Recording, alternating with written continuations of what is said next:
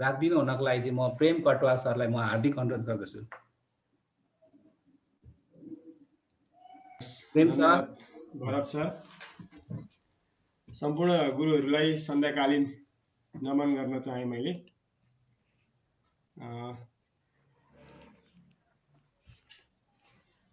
र यो वास्तवमा यो अध्यापनको क्रममा हुन त त्यति लामो धेरै समय त मैले अध्यापन गराएको छुइनँ।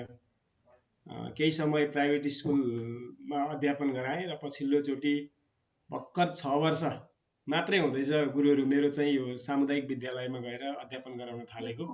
लगभग उमेरको हिसाबले हेर्ने हो भने आफ्टर 36 इयर्स पछाडि मात्रै म सामुदायिक विद्यालयमा जोडिन पुगेको छु यो 70 सालको आयोगबाट। त्योभन्दा अगाडिसम्म म निजी विद्यालयमै थिएँ र त्यो निजी विद्यालय मसँग लगानीसहित जोडिएको विद्यालय भएको कारणले गर्दाखेरि पनि हिजो अस्तिको त्यो मर्निङको सिफ्टमा म हजुरहरूसँग जोडिन नसकेको कारण त्यो पनि थियो मेरो एउटा। त्यहाँ +2 सञ्चालन भइरहेछ, कक्षा 11-12 चाहिँ केही समय मैले पनि बिहानको समय दिनुपर्छ। अब भोलिदेखि फेरि जानुपर्ने हुन्छ र समग्र सिकाइको क्रममा विद्यार्थीलाई सिकाउने भन्दा पनि पढाइएछ र रटाइएछ भन्ने कुरा चाहिँ अहिले त्यो कुराहरू याद आइरहेछ मलाई। त्यसले गर्दा धेरै गल्तीहरू विद्यार्थीहरूमाथि पक्कै पनि जानी नजानी गरिएको रहेछ र विद्यार्थीलाई हामीले अलि उत्प्रेरित गराएर अलि मोटिभेट गरेर अलि केही गरेर सिक्नुपर्छ भन्ने खालको वातावरण दिनुको सट्टा पाठ्यपुस्तकमा सीमित गरेर कसरी हुन्छ विद्यार्थीको हातमा हिजो हाम्रो म्याग्नेट सरले डिआर म्याग्नेट सरले राख्नु भए जस्तो त्यो ग्रेड कति हो त अथवा त्यसको अङ्क चाहिँ कति हो त भन्ने हिसाबले मात्रै उनीहरूलाई केन्द्रित गरेर सिकाइ गर्दै आइएको रहेछ भन्ने कुरा चाहिँ अहिले प्रश्न हुँदै आएको छ। र पछिल्लोचोटि सामुदायिक विद्यालयमा गएर 6 वर्षको अनुभव सङ्कलन गर्दै गर्दाखेरि त्यहाँ पनि खासै सिकाइमा त्यस्तो नयाँ खालको सोच र परिवर्तन केही पनि दिन सकेको मैले चाहिँ महसुस गरिरहेको छुइनँ। किनकि दिन त नयाँ कुरा दिइयो, तर के मात्रै नयाँ कुरा दिइयो भन्दा पाठ्यपुस्तकमा भएका कुराहरूलाई केही एउटा यसो उदाहरणका रूपमा गफै गरेर मात्रै उनीहरूलाई केही कुराहरू कक्षामा बसाएर एउटा भाषण विधि प्रवचन विधिका आधारमा मात्रै गफै मात्रै गरियो। तर काम गरेर सिक्ने कुरा, कलाका कुरा, प्रदर्शनीका कुरा र विद्यार्थीलाई नै स्वयं उत्प्रेरित गराएर चाहिँ उनीहरूको सहपाठीको रूपमा उनीहरूलाई संलग्न गराएर सिक्ने कुरामा चाहिँ ज्यादै कन्जुसाइ गरिएछ भन्ने अहिले मलाई महसुस भइ पनि रहेछ। वास्तवमा यो कन्जुसाइ गरिरहनुको पछाडि हाम्रो शैक्षिक प्रणाली पनि हो कि भन्ने लाग्छ मलाई। किनभने हाम्रो टार्गेटै कहाँ थियो त भन्दा जसरी भए पनि विद्यार्थीले हिजोका दिनमा 32 ल्याउनु पर्ने, 35 ल्याएर पास गर्नुपर्ने, पछिल्लोचोटि जसरी पनि D+ ग्रेड आउनुपर्ने, अनि मात्रै त्यो विद्यार्थीको सिकाइ भएको कुरा मानिने, ऊ चाहिँ एउटा भ्यालिड हुने भन्ने खालको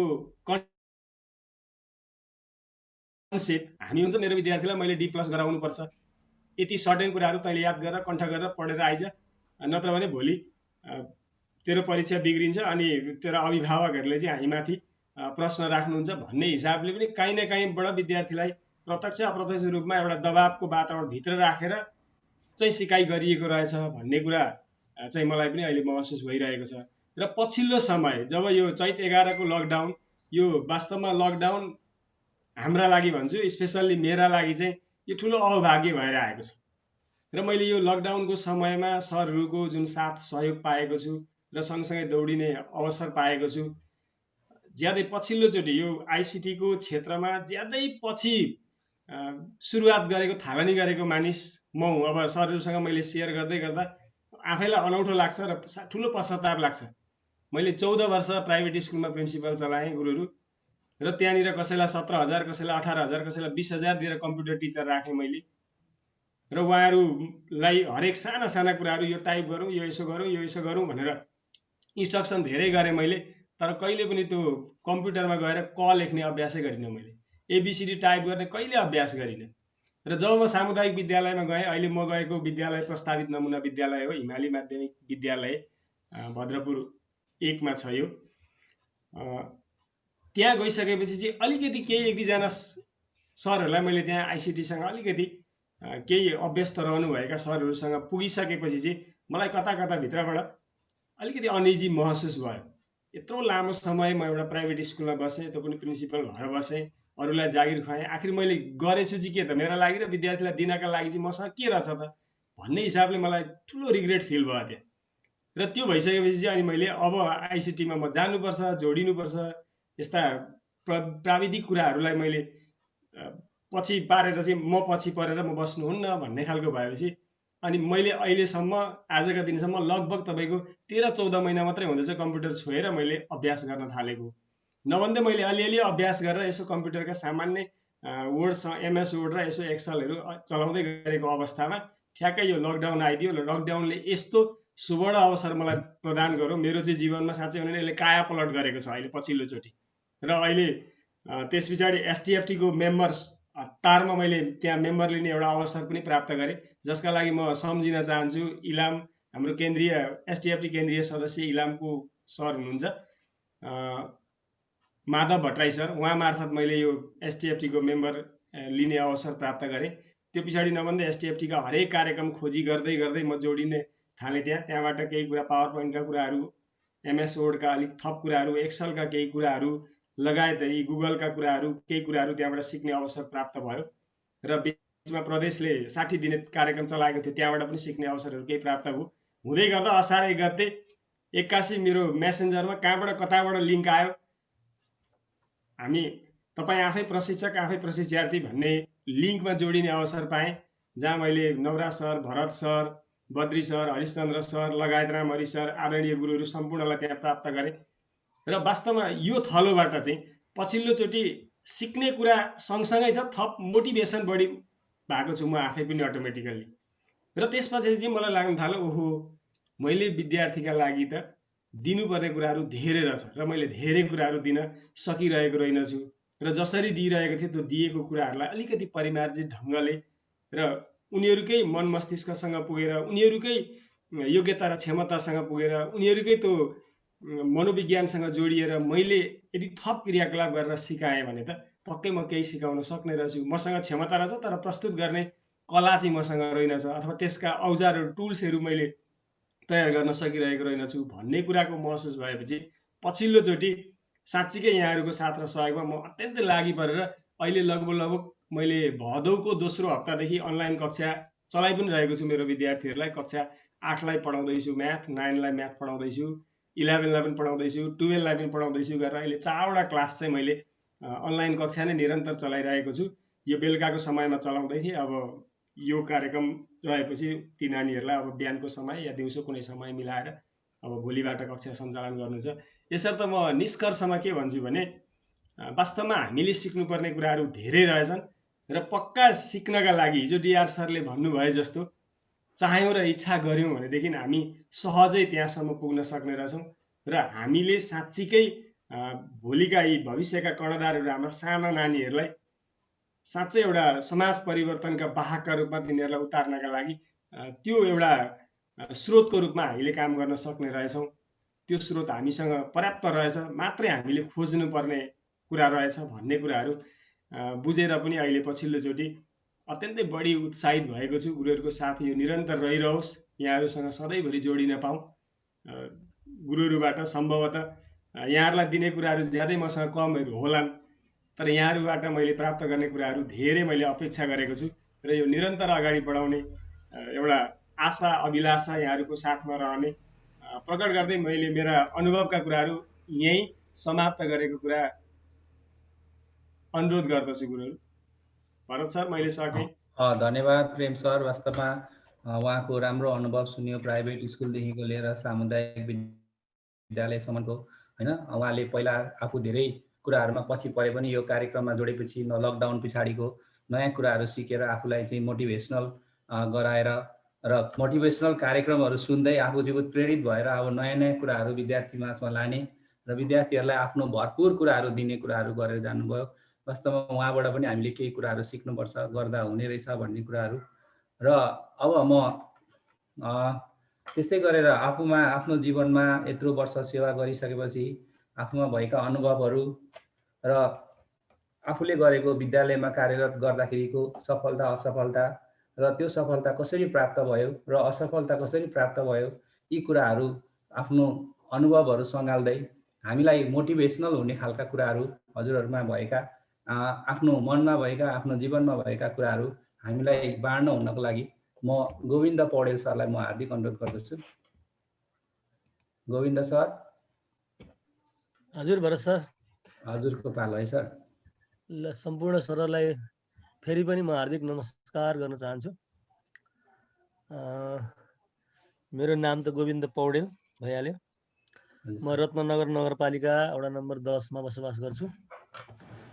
म हजुरहरू भन्दा अलि उमेरले पनि पाकै जस्तो लाग्छ, किनभने म 44 सालमा एसएलसी पास गरे हो।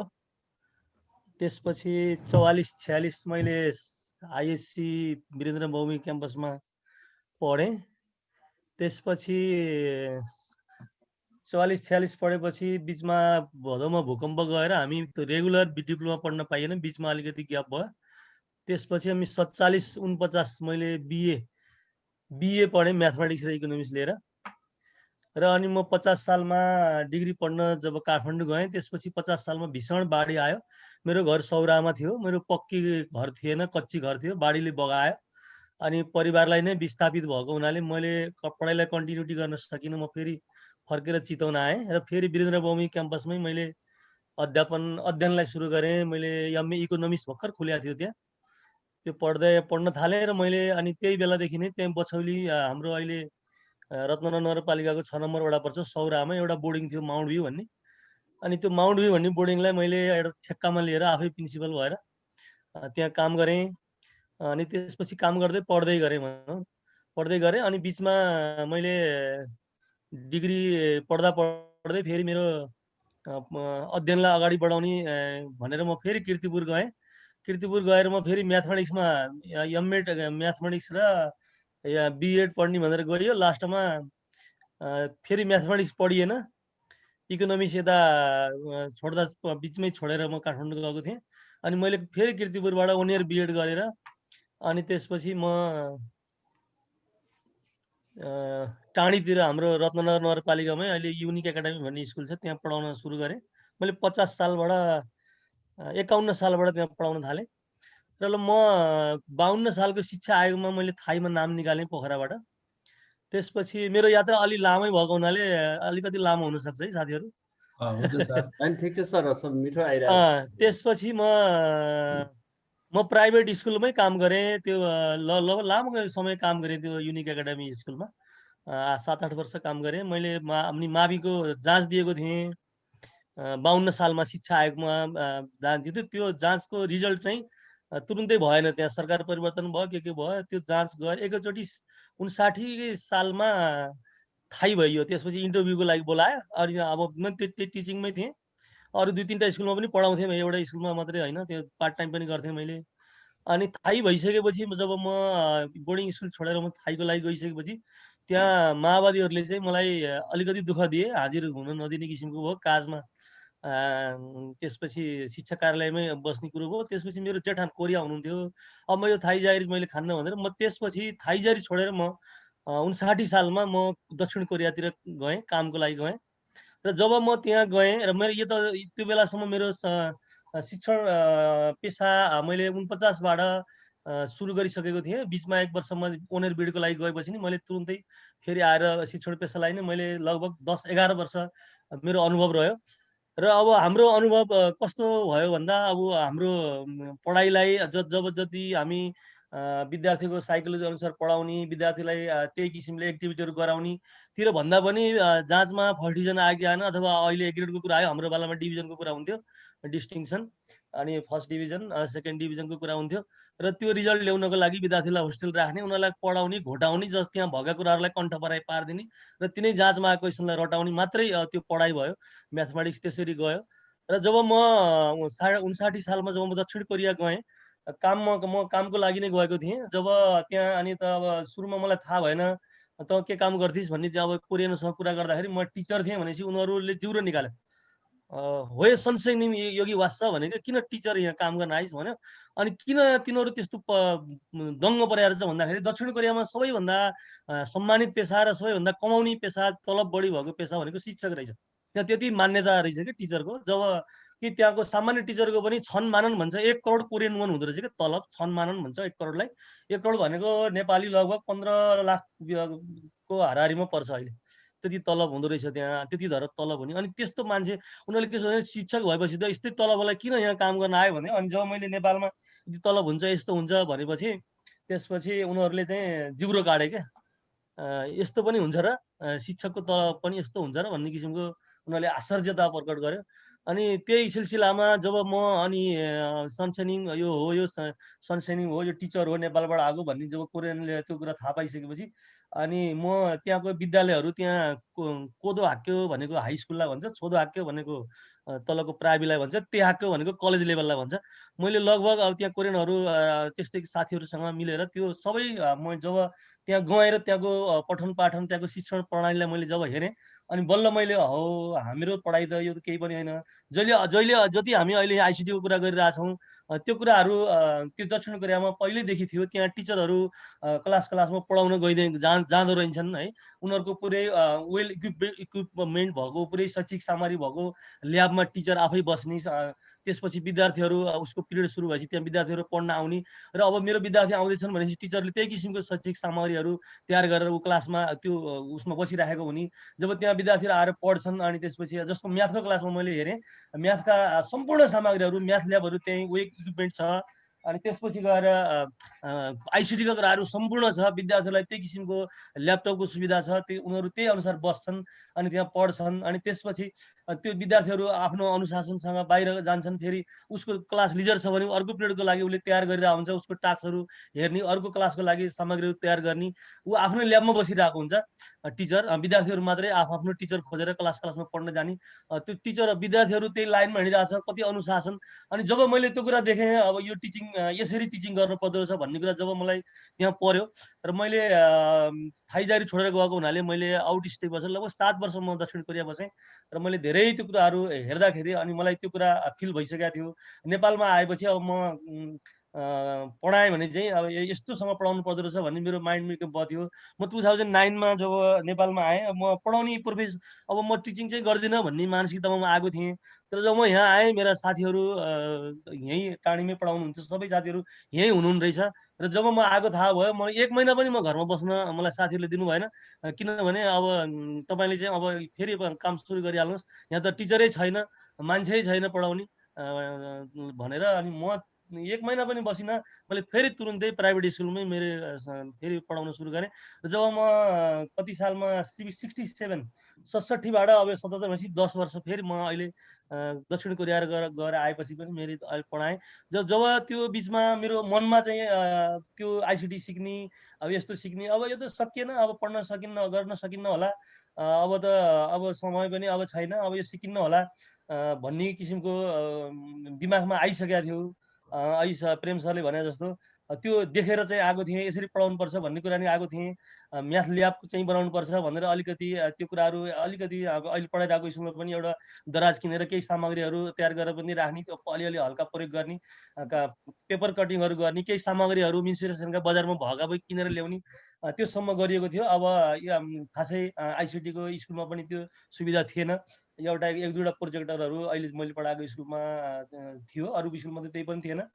र जब अहिले हामीलाई जुन यो विपत्ति महामारी सुरु भयो, तब त्यसले हामीलाई अवसर ल्यायो। र मैले सरले भने जस्तो मैले पनि मेरो यो अहिलेको उसमा मेरो पनि काया पलट भयो। किनभने म 0 लेभलको मान्छे हो, मलाई केही जातै आउँदैन थियो। मैले अहिले अब लगभग मैले क्लासमा मैले आइसिटीमा पढाउनु पर्छ, अब तपाईँहरूले मार्कर युज गर्न पाउनुहुन्न भन्नुभयो भने पनि म सक्छु, म अब आइसिटीमा पढाउन सक्छु म भन्ने किसिमको मेरो हिम्मत भयो। र त्यही अनुसार तयार पनि गरियो। आइसिटीको कुराहरू युज गरेर अनलाइन पनि पढाइयो, धेरै कुराहरू गरियो। यसले गर्दाखेरि अब यो सक्दिनँ, मैले यो सक्दिनँ होला भनेर बस्नु चाहिँ मूर्खता हुँदो रहेछ भन्ने कुरा अहिले मेरो अनुभवले बतायो। र अहिले अब जति विद्यार्थीहरूलाई हामीले जति कुराहरू दिन सक्छौँ, जति कुराहरू दिनुपर्ने कुराहरू, यदि एजुकेसनल साइटहरू अब त्यो बेला पनि थियो होला, हामीले अब त्यो कुरा थाहा पाइएन होला सायद है। अहिले अब हामीले एउटा किताब पढाएर बस्ने अवस्था चाहिँ टेक्स्ट बुकलाई मात्रै आधार बनाएर विद्यार्थीलाई दिने अवस्था चाहिँ रहेन रहेछ। हामीसँग थुप्रै एजुकेसनल साइटहरू रहेछ, हामीले विद्यार्थीले खोज्न दिने पर्ने कुराहरू थुप्रै रहेछ, विद्यार्थीलाई सिकाउने कुराहरू यस्तो सिकाउने कुराहरू रहेछ, विद्यार्थीले यसरी पढायो भने यसरी कन्सेप्ट क्लियर हुँदो रहेछ अब भन्ने कुराहरू चाहिँ अहिले अब बल्ल अनुभव भयो। र त्यो भएर मैले अब यत्रो 20 वर्ष पढाएँ, म 22 वर्ष पढाएँ मैले भन्दिनँ। मैले त मैले त बल्ल 1 वर्ष मैले पढाउन लागेको, अब सिकाउन लागेको भन्ने गरिरहेको छु मैले। अब 1 वर्ष पनि भएको छैन, भर्खर सुरु गर्दैछु भनेको छु मैले। किनभने मेरो त अहिलेसम्मको अनुभवले त्यो कुरा मैले काउन्ट गर्न मन लागेन मलाई। मैले 20 वर्ष पढाएँ भनेर मैले त्यो कुरालाई मैले काउन्ट गर्दिनँ। अब मैले पढाउन थालेको 1 वर्ष हुन लाग्यो भन्ने किसिमले मैले अहिले काउन्ट गर्दैछु। र अहिले अब चाहिँ अलिकति अब हामीले आफूलाई विद्यार्थीलाई किन विद्यार्थीले यो म्याथमेटिक्स मन पराएको रहेछ, किन विद्यार्थीलाई गणित गाह्रो भएको रहेछ, किन विद्यार्थी यो गणितसँग यसरी डराए भन्ने कुरा पनि अहिले हामीले बल्ल हामी सबैले बुझ्यौँ जस्तो लाग्छ। किनभने विद्यार्थीले अब गणितसँग रमाउँछन्। मैले धेरै विद्यार्थीहरू रमाएका छन् कि गणितमा। अहिले हामीले अलिकति आइसिटी अझै निपुण भइसकेका छैनौँ। त्यही 1-2टा हामीले जुन यो वेबसाइटहरू जस्तो त्यही हामीले अस्ति सिकेको कुराहरू पनि विद्यार्थीलाई सेयर गऱ्यौँ। यही हाम्रो जियोजेब्रा कुराहरू, पिक्चरहरू एनिमेसन गरायौँ। त्यतिले मात्रै विद्यार्थीहरू धेरै एक्साइटेड भए। धेरै विद्यार्थीहरूले ओहो कस्तो रमाइलो भन्न थाले म्याथमेटिक्स भनेपछि। यो कुरा हामीले पहिलेदेखि किन गर्न सकेनौँ, अब किन हामी त्यसमा जान सकेनौँ भन्दाखेरि हामीले यो सक्दैनौँ, यो हाम्रो गाह्रो कुरा हो यो भन्ने किसिमको चाहिँ मनस्थिति हामीले बोक्या भएर हामी त्यहाँ जान सकेनौँ। कतिसम्म भने मेरै स्कुलमा प्रविधि मन्त्री शिक्षक समाजको जिल्ला कार्य समितिको गठन भएको रहेछ। मैले त्यो कुरा सुनेको थिएँ। स्कुलमा प्राविधिक यो हाम्रो प्रविधि मन्त्री शिक्षक समाजको हाम्रो चितवन जिल्लाको प्राविधिक संयोजकमा उहाँ चाहिँ नियुक्त हुनुभएको छ है। उहाँले त्यो प्राविधिक समितिको संयोजक भएर काम गर्नुभएको छ। मैले के सोचेँ भने यो कम्प्युटर जानेको मान्छेले गर्ने होला, यो हामीलाई कम्प्युटर आउँदैन, के काम यो भनेर त्यहाँसम्म पनि जाने हिम्मत आएन के। अब अहिले चाहिँ मलाई त्यो कुरा सम्झिँदाखेरि ओहो म त कस्तो गल्ती गरेको रहेछु त्यो बेलामा। धन्नै पनि त्यही पनि यो लकडाउनले यो कोरोना कहरले हामीलाई एउटा अवसर जुटायो। त्यसमा पनि ठुलो अवसर के जुट्यो भने हामी यत्रो नेपालभरिको साथीहरूसँग जोड्न पाइयो, एसटिएफसँग जोडिन पाइयो। यत्रो 150 दिनसम्म सबै साथीहरू बसेर काम गर्ने अवसर जुट्यो। र हामी अहिले कतिपय साथीहरूलाई चितवनकै हामी साथीहरू पनि कतिपय साथीहरूसँग हाम्रो चिन्जान थिएन। अब बाहिरी जिल्लाको त हामी अहिले आवाजले मात्रै चिन्ने हो, अब हामीसँग फिजिकल भेटघाट भएको छैन। त्यही पनि हामीसँग यति आत्मीयता छ, एउटा एकल फोन गर्यो भने मात्र नि तुरुन्तै रेस्पोन्स आउँछ, तुरुन्तै समस्याको समाधान हुन्छ। र अहिले हामी यस्तो वातावरणमा, यस्तो नेटवर्किङमा हामी छौँ, त्यो नै एकदम खुसीको कुरा हो। र हामी अब आइसिटीलाई मजासँग अब गर्न सक्छौँ भन्ने कुरा अब बल्ल हिम्मत आएको छ। र अब हामी प्रेम सरले भने जस्तै अब हामी यसरी रेगुलर कुराहरू सेयरिङ गर्ने र आफूले सिक्ने र सिकाउने थलोमा हामी अगाडि बढ्न सक्यौँ भने हामीले म्याथमेटिक्सलाई र विद्यार्थीले बुझ्ने तरिकाले हामी विद्यार्थीलाई यो कुरा पस्किन सक्छौँ भन्ने लाग्छ। र अब मेरो शैक्षिक यो टिचिङ चाहिँ एक्सपिरियन्स चाहिँ कस्तो रह्यो भने म सरकारी स्कुलमा म छिर्नै पनि पाइनँ। जतिसम्म मैले काम गरेँ प्राइभेट स्कुलमा काम गरेँ, त्यसपछि म आफ्नो वैदेशिक रोजगारमा गएँ। आएपछि पनि म फेरि मेरो उमेरको कारणले पनि म यहाँ आएपछि म लगभग 40 वर्ष नागिसकेको हुनाले मैले सरकारी जागिर खाने फेरि पनि जोइन हुने अवसर मैले पाइनँ। र म अहिले प्राइभेट सेक्टरमै काम गरिरहेको छु। जे होस् अब अहिले म सन्तुष्ट छु। मैले अब आइसिटीसँग विद्यार्थीलाई खेलाउन सक्छु भन्ने कुरा, त्यो कुरा हिम्मत अहिले तपाईँहरू सबैको कारणले, हाम्रो एउटा नेटवर्किङको कारणले त्यो कुरा सफल भएको छ। र यो एउटा सङ्कटसँग एउटा अवसर पनि आउँछ भन्ने कुरा यो पनि एकदमै सत्य साबित भयो। अवसर हामीलाई कोरोनाले ल्यायो। हामी यत्रो साथीहरू यत्रो नेटवर्किङमा हामी छौँ। हामी अब यही अनुसार हामी अगाडि बढौँ। यति भन्दै मेरो सानो यो मेरो अनुभवलाई यहीँ अन्त्य गर्नको लागि अनुमति चाहन्छु। हवस् त सरहरू, नमस्कार। धन्यवाद गोविन्द सर। वास्तवमा एकदमै उहाँको जीवनमा भएका कुराहरू एकदम सान्दर्भिक रूपमा हामीलाई एकदमै शिक्षाको रूपमा रहेको छ। उहाँले आफूलाई एउटा विदेशमा दक्षिण कोरियामा भएका कुराहरू, दक्षिण कोरियामा भोगेका कुराहरू पनि सुनाउनु भयो। आफ्नो आफ्नो जीवनमा भएकाहरू विभिन्न कुराहरू हामीलाई चाहिँ पस्किनु भयो र 1 वर्षदेखिको उहाँको जुन आइसिटीमा आएको ज्ञानले गर्दा हुन त उहाँले दक्षिण कोरियामा पनि आइसिटी सम्बन्धी त्यहाँको शिक्षण पद्धतिहरू देख्नुभयो, त्यो नेपालमा नभएको र अहिले भर्खर हामी धेरै वर्ष पछाडि आइसिटीमा चाहिँ एउटा लकडाउनले यो कोरोनाले हामीलाई चाहिँ आइसिटीसँग जोड्ने एउटा माध्यम बनाइदिएको छ। उहाँले आफ्नो जीवनमा भएका सफलता असफलताका कुराहरू गणितलाई रमाउन सिकाउने र गणितसँग डराउने होइन, यस्ता कुराहरू पनि विद्यार्थीहरू माझमा पुर्याउनु थालिसक्नु भएको छ। यो सबै हाम्रो यो कोरोनाको कारणले लकडाउनको कारणले हामीमा एउटा एकता, हामीमा एउटा चाहिँ नयाँ कुरा सिकाउने जाँगर आएको छ र उहाँबाट पनि हामीले धेरै कुराहरू सिक्यौँ।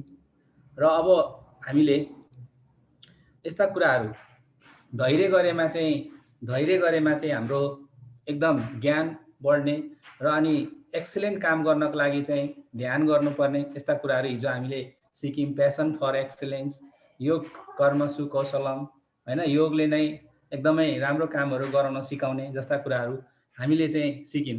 हिजोको मोटिभेसनलले मलाई पनि धेरै प्रभावित पारेको छ। अब हिजो एउटा उहाँले भन्नुभएको थियो प्राप्तिमा होइन प्रक्रियामा रमाउनुहोस्, होइन, यस्ता कुराहरू धेरै हाम्रो जीवनमा परिवर्तन ल्याउने कुराहरूले हामीलाई चाहिँ अगाडि बढाउनलाई सहयोग हुँदो रहेछ।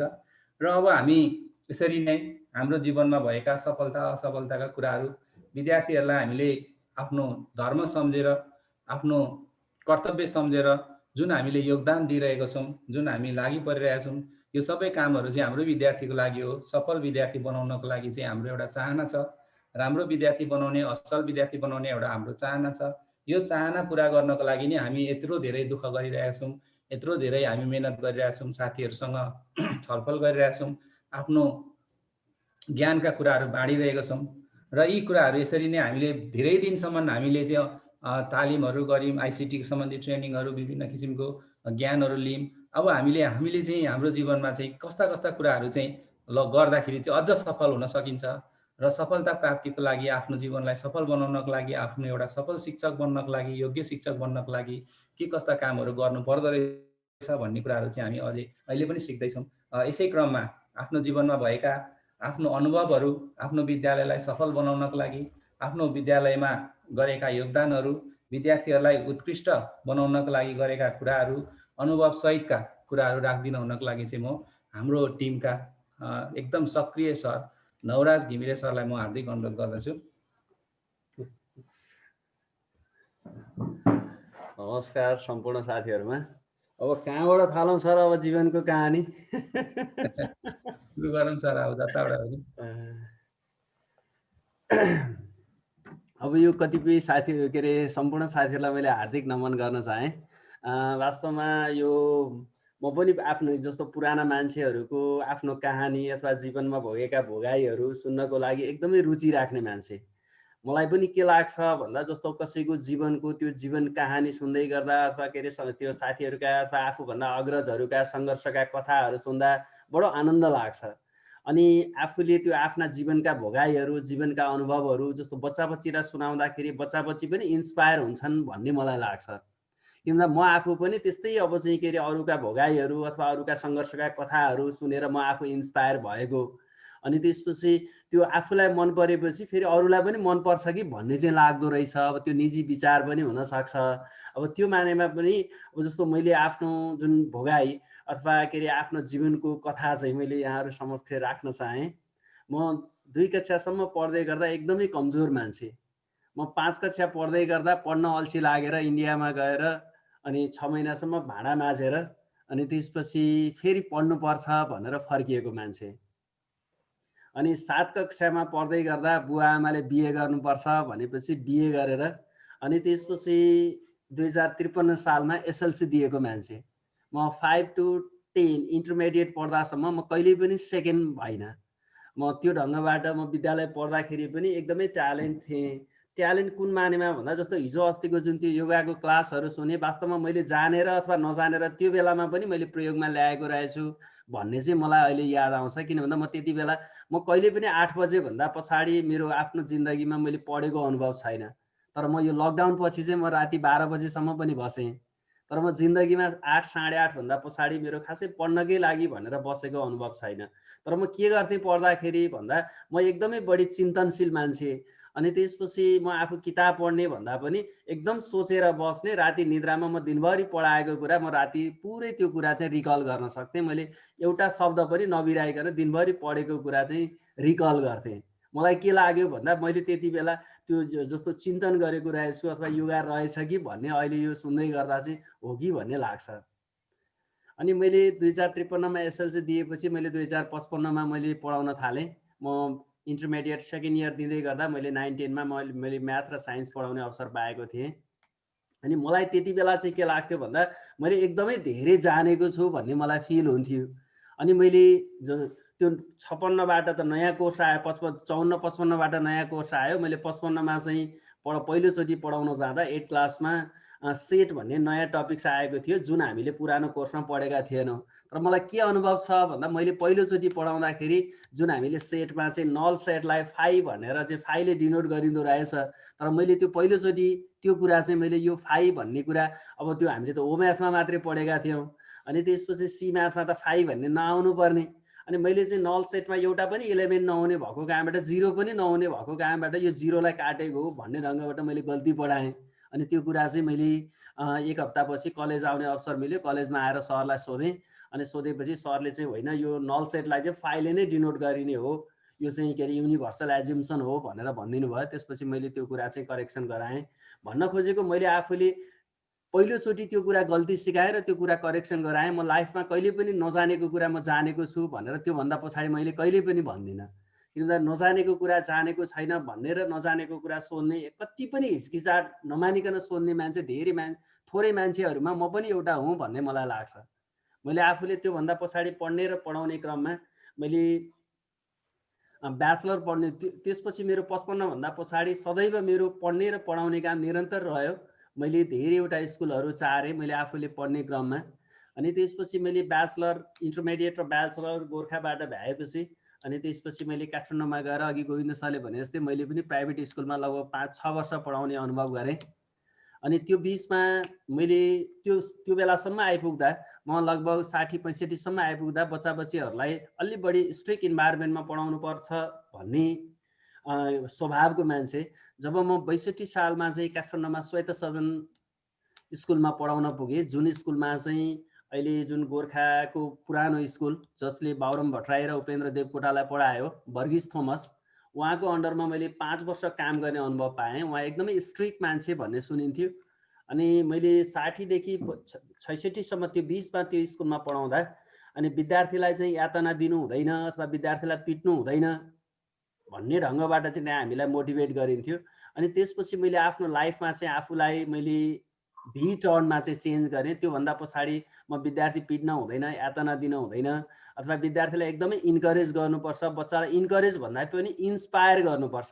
त्यो इन्स्पायर भन्ने कुरा, त्यो शब्द र इन्स्पायर गर्नुपर्छ भन्ने विचारसँग चाहिँ म एकदमै सहमत छु। किनभने बच्चाहरूलाई अनि म त्यो बिचमा पनि जस्तो आफ्ना जीवनका घटनाहरू, जीवनका भोगाइहरू, जीवनका सङ्घर्षका कथाहरू अथवा आफ्नो अथवा आफूले देखे जानेका बुझिएका मान्छेहरूको चाहिँ त्यो जुन कहानीहरू बताउँदा बच्चालाई बढीभन्दा बढी इन्स्पायर गर्न सकिँदो रहेछ भन्ने लाग्छ। मैले काठमाडौँमा पढाउँदै गर्दा मैले धेरै ड्रगिस्ट बच्चाहरू अथवा बाबा मम्मीको घरमा चाहिँ बेमेल भएको अवस्थामा बच्चाहरूले चाहिँ स्कुलमा गएर टोलाउने, झोक्राउने अथवा धेरै खालका बच्चाहरू, त्यो विभिन्न स्वभावका बच्चाहरू भेटिँदा रहेछन् भ्यालीमा। अनि ती बच्चाहरूसँग चाहिँ एकदमै त्यो आफूले साथी जस्तै बिहेभ गरेपछि अनि बच्चाले चाहिँ आफ्ना अन्तरङ्ग कुराहरू बताउँदा रहेछन् अथवा बच्चा बच्चीले चाहिँ घरमा बाबा मम्मीको बेमेल भएको कुरा पनि टिचरलाई आएर बताउँदा रहेछन्। त्यो बताउन सक्ने बनाउने मानेमा चाहिँ म आफू सक्सेस भएँ भन्ने लाग्छ त्यो मानेमा। अनि त्यसपछि म 66बाट चाहिँ गोर्खा आएँ। अनि त्यसपछि मैले एकदमै राजनीतिक खिचातानी भएको, हदैसम्म खिचातानी भएको स्कुलमा पनि मैले पढाउने अनुभव पाएँ। मैले स्कुलको नाम अहिले बताइनँ। अनि त्यो मानेमा पनि जस्तो हामी टिचरहरू वास्तवमा हामी आफ्नै कारणबाट पनि डोमिनेट भएका रहेछौँ भन्ने मलाई अहिले चाहिँ फिल हुन्छ। किन भन्दा मैले सरकारी स्कुलमा पढाउँदै गर्दा त्यहाँ चाहिँ यो हाम्रो पार्टीको हो त्यस कारणबाट यसलाई फेल गरिनु हुँदैन अथवा यो हाम्रो पार्टीको हो त्यस कारणबाट हाम्रो यो विद्यार्थीको चाहिँ चिट खोसिन हुन्थेन भन्ने खालको कुरा चाहिँ टिचरकै मुखबाट पनि मैले सुने।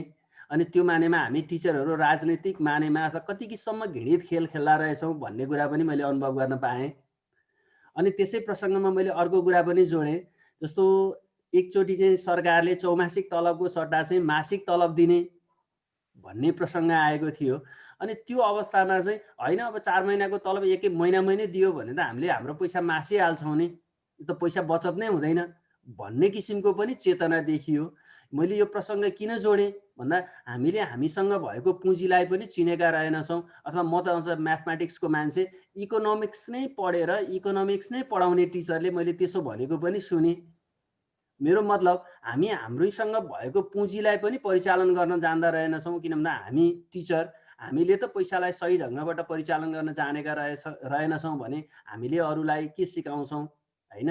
अथवा हामीले जस्तो हाम्रो असारको तलब साउनको तलब हामीले गएर चाहिँ असोजमा लिने, आखिर साउनको तलब हामीले साउनमा नै लियौँ भने त त्यसलाई हामीले 3 महिना लगानी गऱ्यौँ भने त त्यसले अरू बढी मुनाफा दिन्छ होइन।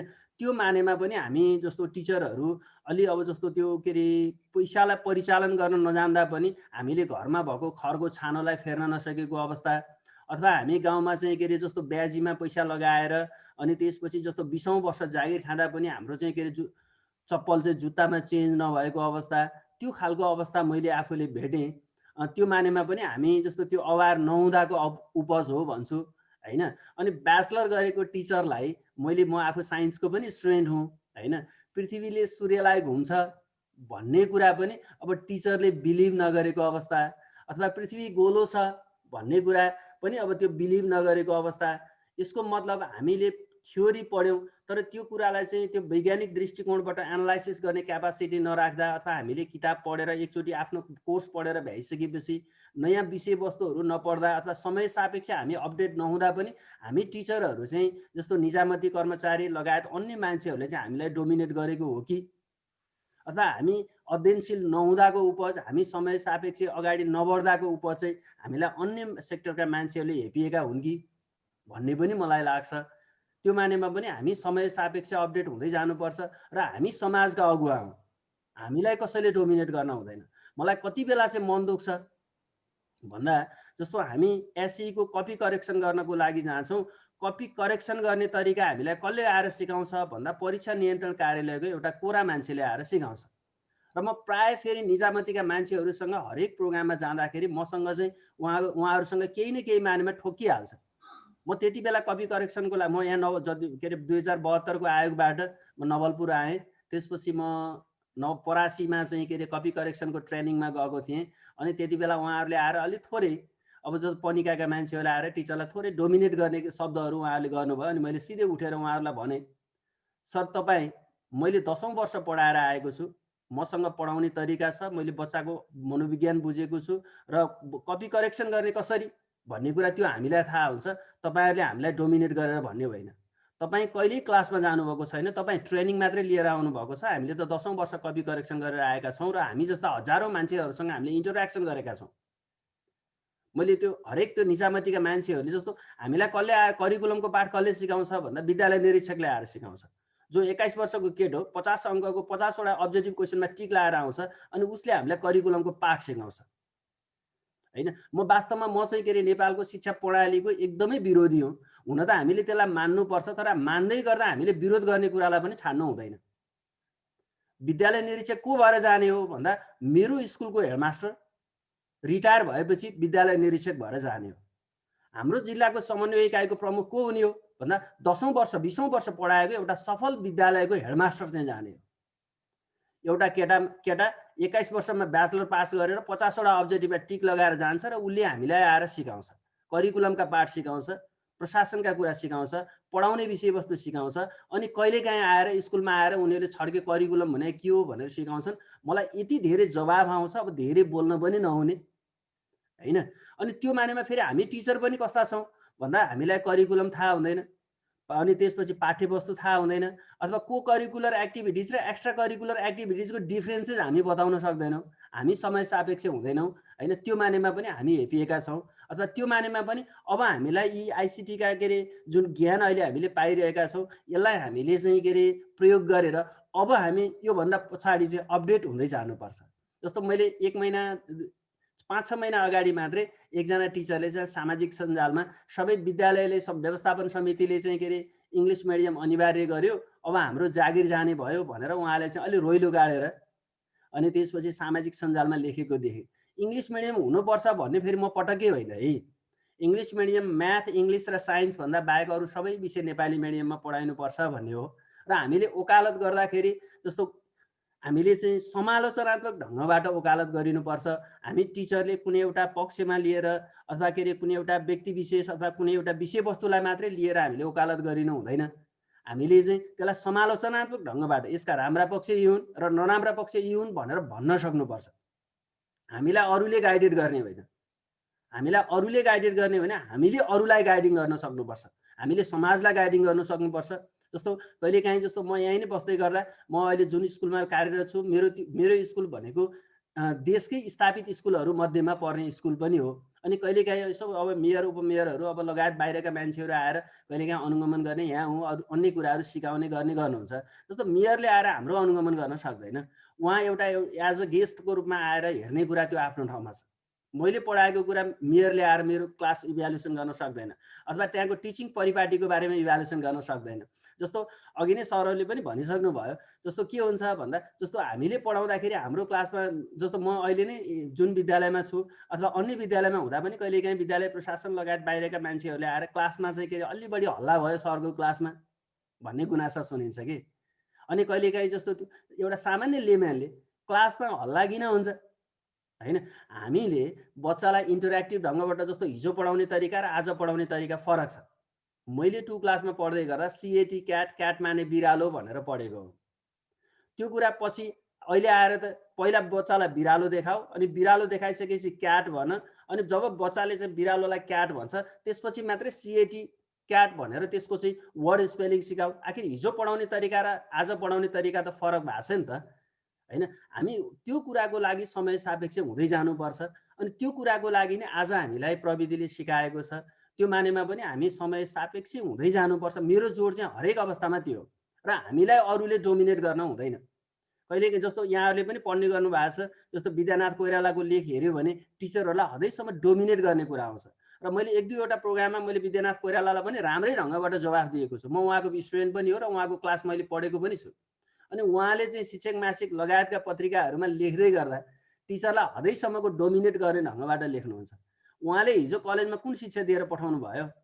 हामीले त हामीले सबैले ब्याचलर पढ्यौँ, मास्टर डिग्री पढ्यौँ होइन। त्यति बेला हामीलाई हाम्रा सरहरूले कुन ढङ्गबाट पढाउनु भयो त? त्यो त हामीले भोगेर आएछौँ नि त। अनि हामीलाई अब तपाईँको टिचरहरूले यसो गरेन, यो गरेन, त्यो गरेन। हिजो आफूले कलेज पढाउने बेलामा 200 जना स्टुडेन्टलाई राखेर हप्तामा चाहिँ के अरे 6 दिन पढाउनु पर्ने कोर्स 1 दिनमा पढाउने, 1 घन्टा पढाउने कोर्सलाई 3 घन्टा राखेर पढाउने। अनि उहाँहरूले चाहिँ टिचरहरूलाई डोमिनेट गर्ने ढङ्गबाट, इन्सल्ट गर्ने ढङ्गबाट लेखेर हुन्छ। उहाँहरूले त इन्सपायर गर्नुपर्छ, इन्करेज गर्नुपर्छ। चाहे त्यो युनिभर्सिटीमा पढाओस् चाहे स्कुलमा पढाओस्, टिचर भनेको टिचर नै हो। युनिभर्सिटीमा पढाउने टिचर भन्दा 1 to 12मा पढाउने टिचर चाहिँ महान हो। हामी 1 to 12मा पढाउने मान्छेको हरेक मान्छेको हिस्ट्री हेरौँ, हामी 101 ट्यालेन्ट मान्छेहरू छौँ। र युनिभर्सिटीमा पढाउने मान्छे को छ भन्दा हिजो तपाईँ हामी सँगै पढ्दै गर्दाखेरि त्यहाँ चाहिँ के अरे आफ्ना आसेपासेका भरबाट तपाईँको चाहिँ के अरे 1 पिरियड करार पढाए, 1 पिरियडमा चाहिँ के अरे त्यो पार्ट टाइममा छिरेर 1 वर्ष पढाएपछि अनि करार, अनि त्यसपछि स्वतः थाइमा चाहिँ थाइ भएका मान्छेहरू हुन्। कसैले ठुला कुरा गरेर हुन्छ हो कि होइन भन्ने कुरो त अहिलेको फ्री कम्पिटिसनमा देखियो त। 113 जनाले परीक्षा दिएको ठाउँमा 5 के भन्छ 13वटा कोटा चाहिएको ठाउँमा 5 जनाले मात्रै पास गरेको हिस्ट्री त देखियो त होइन। एकजना कुनै कतिपय विषयमा एकजना पनि पास नभएको हिस्ट्री त देखियो त। अनि युनिभर्सिटी पढाउनेले ठुला कुरा गरेर हुन्छ? हिजो कसैले कलेज टपेकै भरमा त्यहाँ स्वतः जागिर पनि पाए होलान्, तर कलेजमा धेरै अङ्क ल्याएकै भरमा ऊ चाहिँ एक्सलेन्ट हो त? उसँग सबै स्किल हुन्छ त? त्यो कुरामा पनि हामीले आवश्यकता पर्दा ठाउँअनुसार हामीले डिफेन्स गर्न सक्नुपर्छ भन्ने हो। र मैले यो सबै कुरा भूमिका जोडिरहँदा के चाहिँ भन्न खोजेको हो भन्दा हामी समय सापेक्ष अपडेट हुनुपर्छ। हामीलाई समय सापेक्ष अपडेट हुने मानेमा अब हामीलाई प्रविधिले धेरै नजिक र सजिलो बनाइदिएको छ र हामीले हाम्रो प्रोफेसनलाई होला हाम्रो पालामा नहोला, तर अब हामीले हाम्रो पुस्ता अथवा हाम्रो भन्दा पछिल्लो पुस्तामा गएर टिचिङ प्रोफेसन यो देशको सबैभन्दा अघिल्लो श्रेणीको प्रोफेसन हुनुपर्छ। हामी कतिसम्म जस्तो टिचरको प्रोफेसन कतिसम्म डोमिनेटेड छ। अब यो मानेमा वास्तवमा सङ्घ सङ्गठन पेसागत सङ्घ सङ्गठनले पनि कुरा नउठाइरहेको अवस्था। यहाँ के छ, पेसागत सङ्घ सङ्गठन कसले लिड गरेका छ भन्दा जो राजनीतिक मान्छेहरूका चाहिँ पुच्छर भएर अगाडि बढेका छन्। मैले सबैलाई त्यो मानेमा जोडिनँ होइन, मैले फेसबुक लाइभ या रेकर्डिङ सबै कुरा पनि गरेको छु। तर हेऱ्यो भने अधिकांश मान्छेहरू राजनैतिक पार्टीका पुच्छर भएर अथवा भोलि चाहिँ म सांसदको भागेदार होला, भोलि मैले मेयरको टिकट पाउँला भन्ने मानेमा लागि परिरहेका मान्छेहरू छन्। हेडमास्टर को हुनुपर्छ भन्दा स्कुलको सबभन्दा अघिल्लो श्रेणीको मान्छे हुनुपर्छ। हेड टिचर भनेको त सबैलाई लिड गर्ने मान्छे, उसको क्वालिफिकेसन हाई हुनुपर्छ, उसको चाहिँ के अरे अनुभव सबभन्दा हाई हुनुपर्छ, ऊ सबभन्दा खट्ने डेडिकेटेड मान्छे हुनुपर्छ। अब अनि हेऱ्यो भने पेसागत सङ्घ सङ्गठनका मान्छे हेऱ्यो भने अधिकांश हेड टिचरहरू छन्। अनि को छ भन्दा एउटा चाहिँ के अरे सेकेन्डरी लेभलको 12 कक्षासम्म पढे के अरे 12 कक्षासम्म पढाइ हुने स्कुलको हेड टिचर को छ भन्दा 12 कक्षा पढेको मान्छे सबभन्दा तल्लो श्रेणीको टिचर छ। माविको चाहिँ सेकेन्ड क्लास टिचर चाहिँ थाई टिचर छ, तर त्यहाँ चाहिँ के अरे कुनै एउटा चाहिँ के अरे के भन्छ तल्लो के अरे श्रेणीको टिचर चाहिँ स्थायी के अरे सरी हेडमास्टर भएर बसेको अवस्था छ। हामीले सिनियरिटीलाई कदर गर्नुपर्छ। हामी टिचरहरूले नै सिनियरिटीको कदर गरेनौँ भने, हामीले हेडमास्टर हुने नाउँमा मेयरको ज्याग लगायौँ, पार्टीको ज्याग लगायौँ भने अनि त्यसपछि तपाईँ हामी डोमिनेट हुन पर्दैन होइन। हामीभन्दा माथिल्लो श्रेणीको मान्छेले गएर त्यहाँ हेड टिचर लिडिङ गरे हुनु पर्यो। पेसागत सङ्घ सङ्गठनमा लाग्ने मान्छे एउटा एक्सलेन्ट पर्फर्मेन्स भएका मान्छेहरू जानु पर्यो होइन। जस्तो मैले चाहिँ के अरे जस्तो चितवनमै हाम्रो चाहिँ के अरे नारायणी माविका मैले हेड टिचर, मैले उहाँको नाम त मलाई कण्ठ भएन होइन, तर नारायणी माविका चाहिँ के अरे हेड टिचर चाहिँ त्यहाँको कुनै एउटा पेसागत सङ्गठनका अध्यक्ष हुन् भन्ने सुनेको छु। हो त्यो खालका चाहिँ एउटा पृष्ठभूमि बनाएका मान्छेहरू लागुन् न, तब न चेन्ज हुन्छ, तब न तपाईँ हामी सबैलाई गर्व गर्ने अवसर मिल्छ कि। हामीले जस्तो हाम्रो टिचरको जुन प्रमोसनको लेभल हेऱ्यो भने जस्तो प्राइमेरी सेकेन्ड क्लास भनेको निमावी सरह त्यो स्वतः जानुपर्ने नि। 9 वर्ष एउटा चाहिँ के अरे सिपाहीले काम गर्यो भने ऊ स्वतः के अरे के भन्छ हलदार हुन्छ, असै हुन्छ, सही हुन्छ होइन। 18 वर्षमा ऊ निस्कँदाखेरि चाहिँ एउटा सिपाहीमा भर्ती भएको मान्छे असै भएर निस्कन्छ। तर हाम्रोमा हेऱ्यो भने टिचरको हेऱ्यो भने के छ भन्दा प्राइमेरी थर्ड क्लासबाट सेकेन्ड क्लास, प्राइमेरी सेकेन्ड क्लासबाट सरी थर्ड क्लासबाट सेकेन्ड क्लास भएपछि त ऊ स्वतः निमावी टिचर हुनुपर्ने नि। प्राइमेरी फर्स्ट क्लास भएर उसको योग्यता ब्याचलर छ भने त ऊ सोझै मावि थर्ड क्लास टिचर सरह हुनु पर्यो नि। उसले माथिल्लो लेभलमा पढाउने पाउने हैसियत हुनु पर्यो नि। तलब चाहिँ अपग्रेड गरियो। एउटा सिएमए गरेको मान्छे अधिकृत हुन्छ। एउटा सिएमए गरेको मान्छेले अहिले तपाईँको चाहिँ तपाईँ हाम्रा चाहिँ गाउँपालिका नगरपालिकाको स्वास्थ्य शाखाको प्रमुख भएको छ। तर एउटा टिचर 10 वर्ष 15 वर्ष 20 वर्ष पढाउँछ। प्राइमेरी थर्ड क्लासमा नियुक्ति भएको टिचर प्राइमेरी फर्स्ट क्लास हुन्छ, तर ऊ प्राइमेरी फर्स्ट क्लास हुँदाखेरि मावि थर्ड क्लास बराबर हुँदैन। वास्तवमा यो त तपाईँ हामी जस्तै अथवा तपाईँ हामीलाई नेतृत्व गराउने पेसागत सङ्घ सङ्गठनका भनिएका मान्छेहरूले चाहिँ सही ढङ्गबाट नेतृत्व नलिँदाखेरि हामी यसरी डोमिनेट हुनु परेको अवस्था हो नि होइन। यो मानेमा पनि हामीहरू सुसूचित हुन आवश्यक छ। मैले वास्तवमा यहाँ कुनै एउटा के अरे जस्तो हाम्रो हक अधिकार हामीले त अहिले यो फोरममा त हामीले सिक्ने र सिकाउने कुरालाई मात्रै प्रायोरिटी दिएका हौँ होइन। यहाँ हक अधिकारका कुरा अथवा अन्य कुनै एउटा चाहिँ के अरे के भन्छ साङ्गठनिक कुरा अथवा गुटबन्दीको कुरा गर्ने यो फोरम त होइन। तर तैपनि मैले यहाँ जोड्न खोजेको चाहिँ के हो भन्दा हामीले आफ्नो काम गर्दै गर्दा, हामी आफ्नो कर्तव्य पथमा अगाडि बढ्दै गर्दा हामीले आफूलाई समय सापेक्ष अपडेट गर्दै पनि लिएर जानुपर्छ र आफ्नो हक र अधिकारको लागि हामी निडर ढङ्गबाट पनि लाग्नुपर्छ भन्ने मात्रै मैले साथीहरूलाई चाहिँ त्यो ढङ्गबाट हामी सशक्त रूपमा लाग्नुपर्छ। हामीलाई अरूले डोमिनेट गर्ने वातावरण बनाइनै हुँदैन। पहिलो कुरो त हामी समय सापेक्ष हुनुपर्छ। समय सापेक्ष हुन सक्यौँ हामीले लाउन जान्नु पर्यो, हामीले खान जान्नु पर्यो, हामीले बोल्न जान्नु पर्यो। हामी समाजको रोल मोडल हुनु पहिलो आवश्यकता हो। हामी हरेक मान्छे रोल मोडल हुन सक्यौँ भने अब हामीलाई अरूले पेल्दैन, अब हामीलाई अरूले हेप्दैन। किन हामीले हाम्रो खानेकुरा, हामीले लगाउने कुरा अरूको भन्दा उत्कृष्ट हुनु पर्यो। हामी टिचर भन्छौँ, म कहिलेकाहीँ के अरे तालिम केन्द्रतिर अथवा चाहिँ के अरे के भन्छ जिल्लातिर जाँदाखेरि के देखिन्छ भन्दा माथि टोपी लगाएछ, तल कोट लगाएछ, अनि त्यसपछि पछाडिपट्टि झोला भिरेछ, तल गएर चप्पल लगाएछ। चाहे त्यो कुनै पनि लेभलको टिचर होस्, म प्राइमेरी हुँ, म सेकेन्डरी हुँ, म हायर सेकेन्डरी हुँ, त्यो होइन। टिचरले लगाएको कुरा त उसको बच्चाले त त्यो कुरो वाच गरे हुन्छ त। होइन। हामीले के बुझ्नु भएन भन्दा टिचर भन्ने बित्तिकै कमरा पेटी कसेको, चप्पल पड्काएको अनि त्यसपछि पेटभरि खान नपाएको जस्तो होइन। हामी त अरूको रोल मोडल हुनुपर्छ।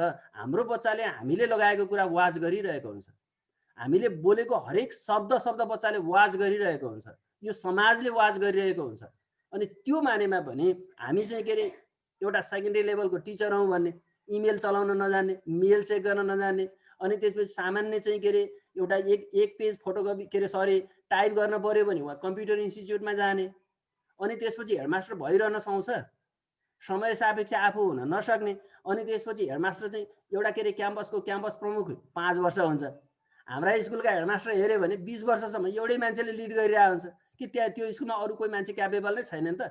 अनि हेडमास्टर भइसकेको मान्छे ऊ पुनः फेरि टिचरमा आउन हुँदैन। हामीले पढ्ने हामीले पढ्ने गरेको क्याम्पस प्रमुख चाहिँ 5 वर्षपछि उसले आएर पढाउन हुने, अनि हामीले पढाउने गरेको स्कुलको हेडमास्टरले चाहिँ 15 वर्ष हेड टिचर हुनुपर्ने, अनि त्यसैका लागि मर्यादा गर्नुपर्ने।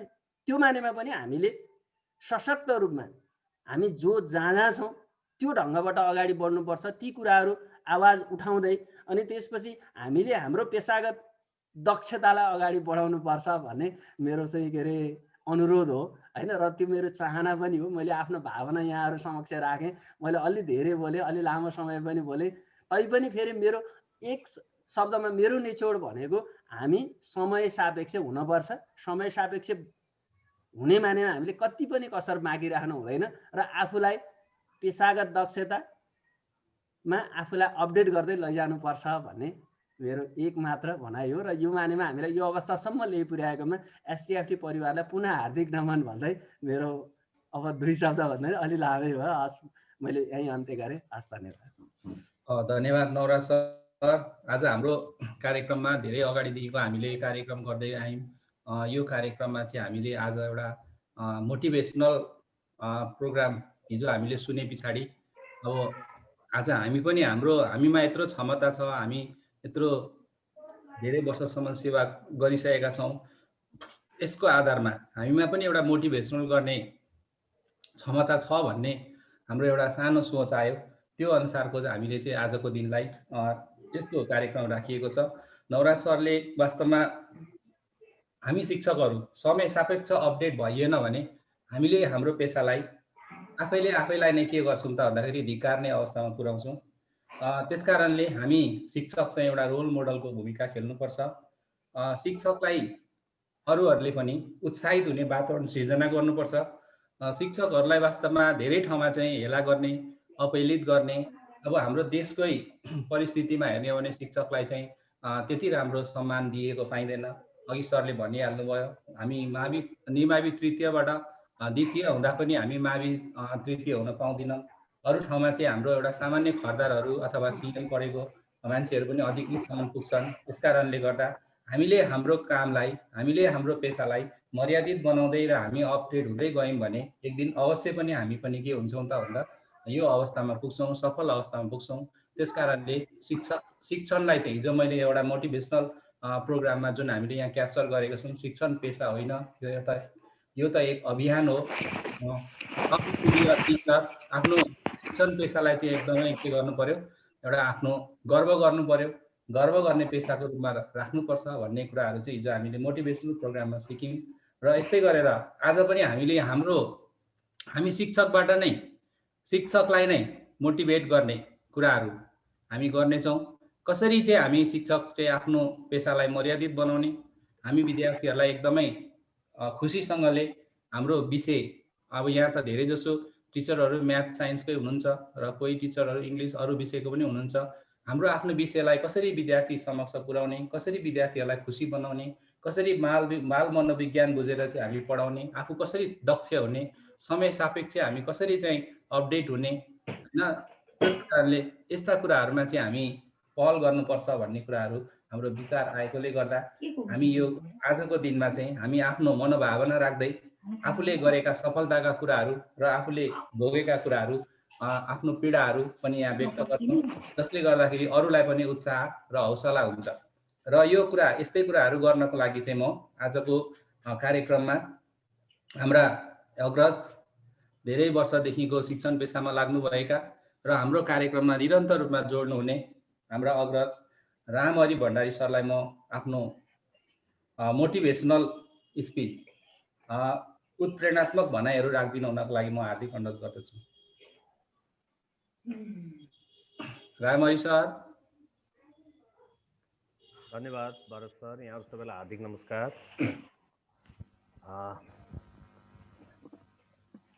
सरहरूले धेरै कुरा राख्नु भएको छ। प्रेम कटुवाल सरले आइसिटीसँग रिलेटेड, प्रेम सरलाई बोलाएर अनि बल्ल सुरु गर्छु म कुरो।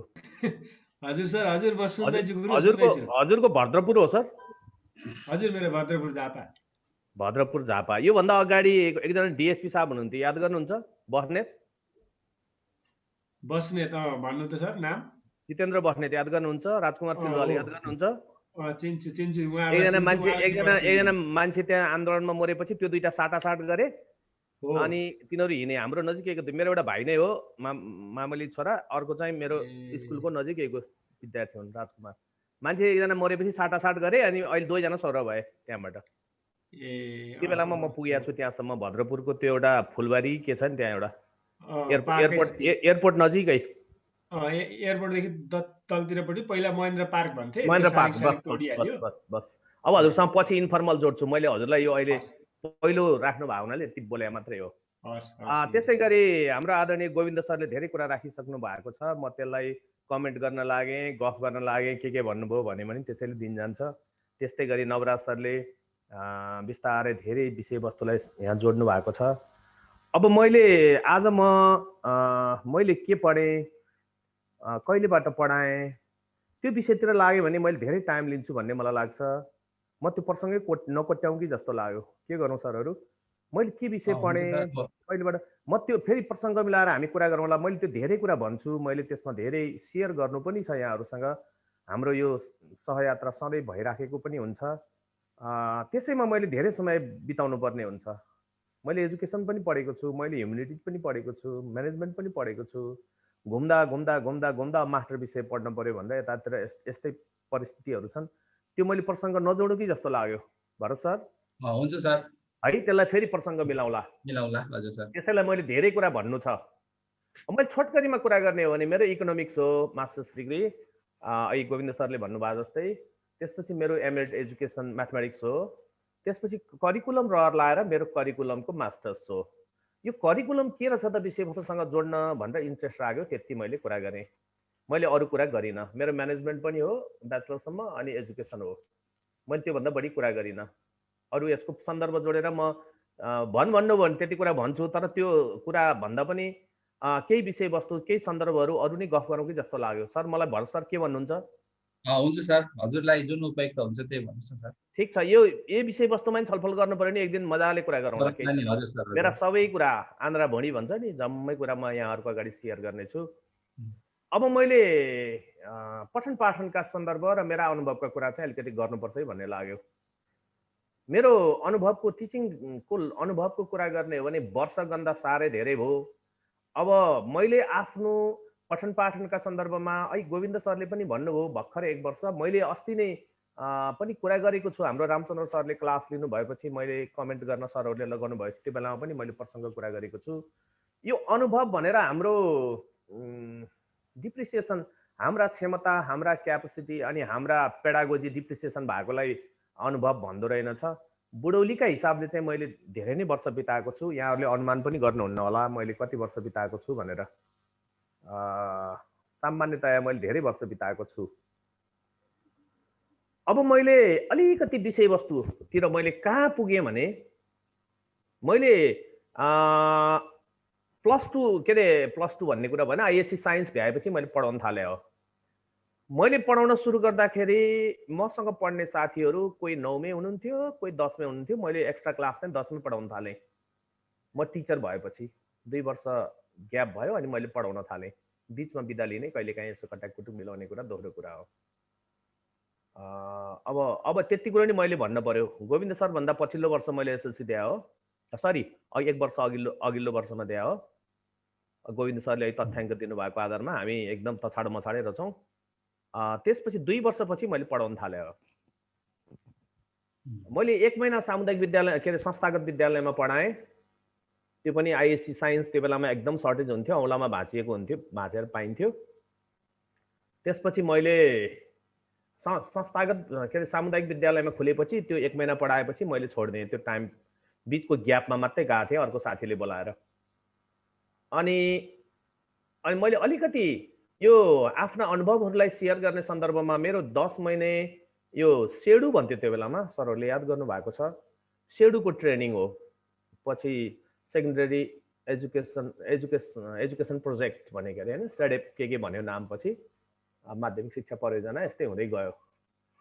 त्यो बेलामा सेडु भन्थ्यो पहिला सुरुमा, त्यसबाट 10 महिने ट्रेनिङ हो। मेरो 2 महिने चितवन हो अन फेस टु फेस मोड। 3 महिना स्कुलमा प्र्याक्टिस टिचिङ पठायो।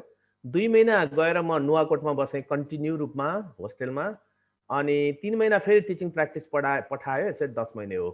यद्यपि मेरो 2टा विषयमा बिएड पहिल्यै थियो, किनभने पपुलेसन पनि लड्न पर्छ कि मावि त जसरी पनि थाहै हुनु पर्यो भनेर मैले पपुलेसनमा पनि बिएड गरेर बसिराखेको थिएँ, पपुलेसनको दरबन्दी नभए हुनाले। त्यसपछि म्याथमा लडियो, म्याथमै भइहाल्यो। पपुलेसनमा जम्मा दुईटा होइन एउटा दरबन्दीमा मात्रै चितवनमा खोल्यो, अनि म पपुलेसन छोडेँ।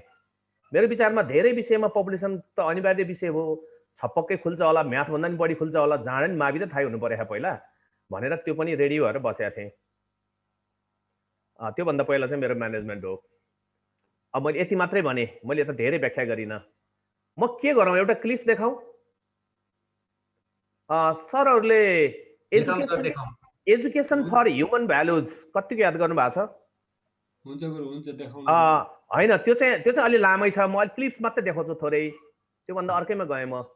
मैले धेरै कुरा यहाँ सरहरूले यति कुरा भन्नुभएपछि मैले अलमल्ल परेँ। मैले विषयवस्तु कहाँबाट सेयर गर्ने, कहाँबाट सुरु गर्ने, कहाँ गएर अन्त्य पर्ने, म आफैलाई हताश लाग्यो। अनि नवराज सरले होइन, भरत सरले भन्नुभएको जस्तो मोटिभेसनलै त होइन, मैले आफ्नो अनुभव मात्रै सेयर गर्छु सरहरूसँग। मैले एउटा सानो क्लिप्स देखाएँ पहिला, एजुकेसन फर ह्युमन भ्यालु भन्दा पनि एउटा क्लिप्स देखाएँ। यो कतिको बज्छ बज्दैन थाहा छैन, मैले यहाँ कम्प्युटरमा छ, मैले यो बेला बखतमा कुरा गर्ने गरेको छु। यो विषयवस्तुले पनि केही लेसन दिन्छ भन्ने मलाई लाग्छ। म यो सन्दर्भ जोड्दै जानेछु। यहाँहरूले कति समयमा मैले यो विषयवस्तुलाई, मेरा आफ्ना कुराहरूलाई यहाँहरूको अगाडि राख्नुपर्छ। सर, के साउन्ड यसबाट सेयर भएको छ? साउन्ड सेयर भयो अघि? भइरहेछ सर। साउन्ड बज्यो है? ए हजुर हजुर हजुर। म एउटा कुरा गरेँ है सर, थोरै कुरा गरेँ।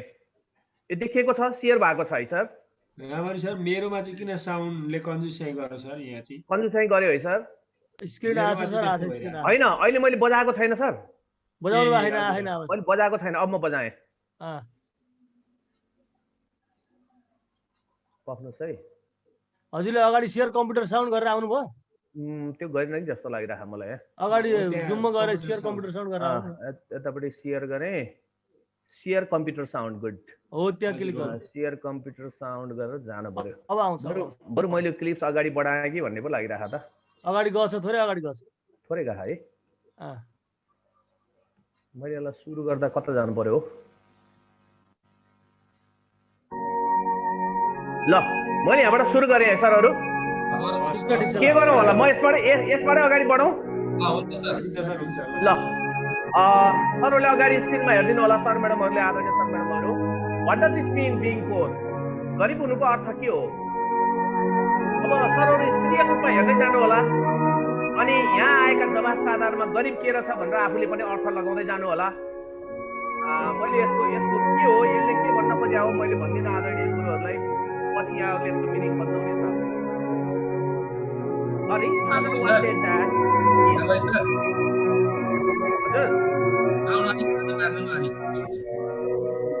हजुर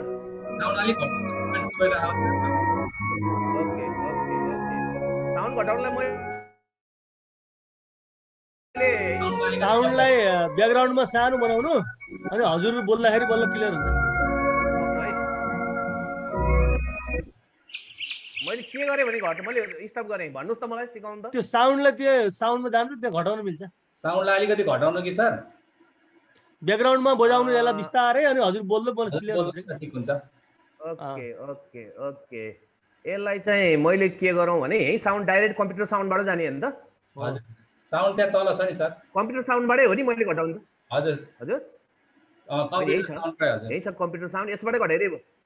यसबाट घटाइदिए भयो। ओके, म साउन्डबाट धेरै तल मिनिमम बनाइदिन्छु है त्यसो भए। सानो ब्याकग्राउन्ड बजाउनु न। अब बर्बाद भयो नि, अगाडि बढिसकेछ कुरो। हुन्छ सर, ब्याक गर्दा नि हुन्छ त। हेरौँ न ह्याङ भएर नगएको अगाडि। सर यसलाई नै व्याख्या गरौँ न, भइहाल्छ। यस्तो दुःख दियो क्या सर यसले। के भएन सर? यसलाई चाहिँ नि पावर पोइन्टबाट होइन गुरु, पावर पोइन्ट हो भएन त ESC यतापट्टि किबोर्डमा थिचेर अनि फेरि सुरु गर्नु न सर, आइहाल्छ। त्यो साउन्ड बढी भयो भनेर त्यतिकै गएको। हजुर हजुर, म यतैबाट गएँ। हस्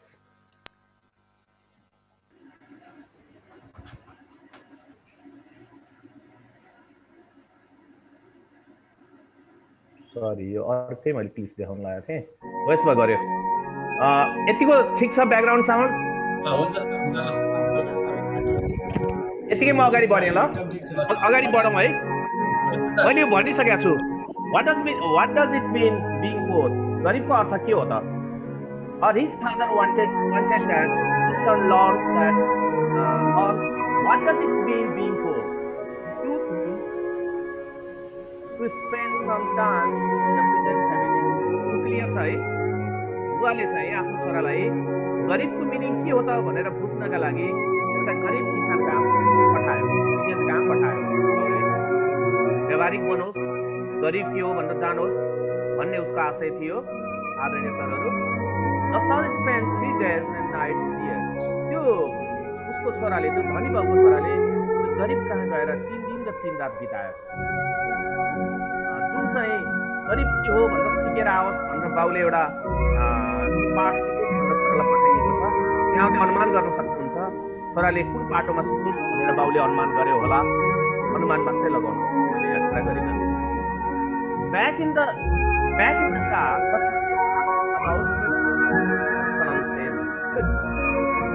कारमा बाउ आएर सोध्यो छोरालाई के छ, अनुभव के छ भनेर सोध्यो।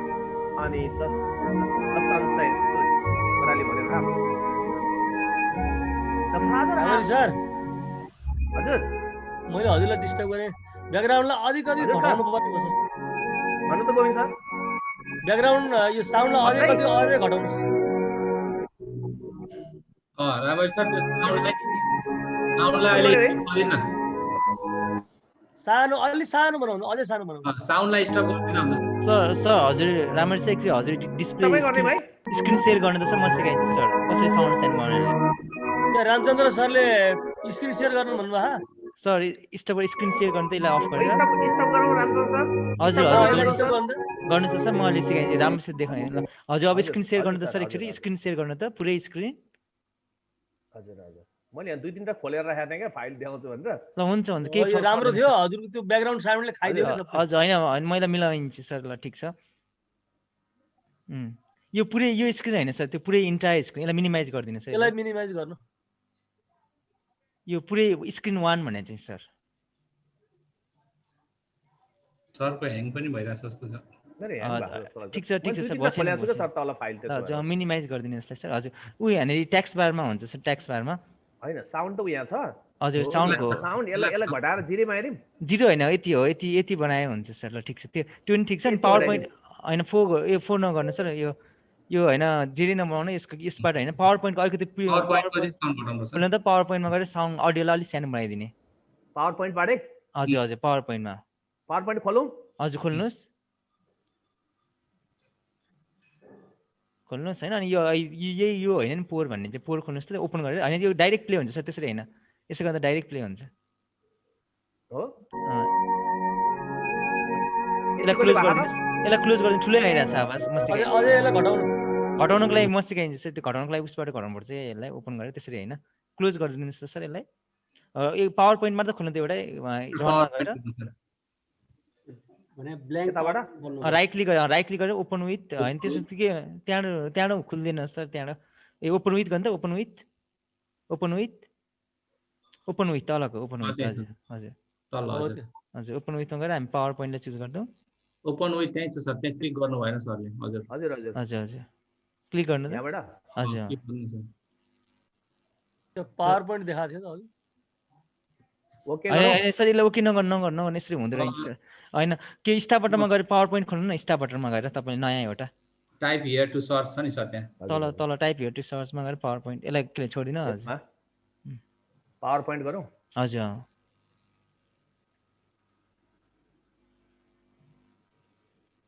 खोल्नुहोस् त पावर पोइन्ट हजुर खोल्नुहोस् त्यसलाई हजुर खोल्नुहोस् माथिकोलाई खोलिदिनुहोस् 16 हजुर 16 जुन खोल्दै नि हुन्छ 16 जुन खोल्दै नि हुन्छ त्यस्तो केही फरक पर्दैन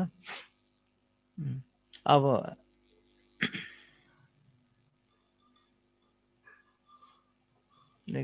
अब यसमा गएर होइन ओपन गर्नु त ओपन अदर प्रेजेन्टेसन त्यो पोर ड्याट र रिच ड्याट नै ओपन गर्नु हजुर यसलाई क्लोज गरिदिनु यसलाई क्लोज गरिदिउँ होइन क्लोज भनेको यो बक्स आएकोलाई क्लोज गर्ने एउटा बक्स आइरहेको नि हजुर एक्टिभेसन अफिसको माथिबाट क्लिक गर्नु हजुर यसलाई ओपन गर्नुहोस् त ओपन अदर प्रेजेन्टेसन त्यसमा गएर डेस्कटपमा त्यो खुलेको ब्राउज गर्नु ब्राउज तल सर ब्राउजमा ब्राउज गर्नुहोस् हजुर अनि त्यो डेस्कटपमा गएर त्यो रिच ड्याट त्यो पोर ड्याट भने सरी पोर मिनिङ रिच र पोरको मिनिङ डेस्कटपमा छ सर डकुमेन्ट छ यो डेस्कटपमा जानु त माथि यसबाट क्लिक गरेर जाने छ डेस्कटप यहाँ माथि छ सर हजुर त्यो एरोमा क्लिक गरेँ मैले गुगल बनाइदिएको छु गुगल हजुर साइडमा रामचन्द्र सरले माथि गोल लाउनु भएको नि हो त्यहाँ देखाएन जस्तो बुझ्छ यसलाई लामो लेफ्ट साइडमा छ लेफ्ट साइड लेफ्ट साइडमा ताने ठुलो बनाउनु त सर ताने ठुलो बनाइदिनु यसलाई ठुलो पार्नु सर हजुर हो त्यसरी डेस्कटपमा जानु डेस्कटप अब खोल्नु त त्यो पोर ड्याट भने यसमै छ सर हजुर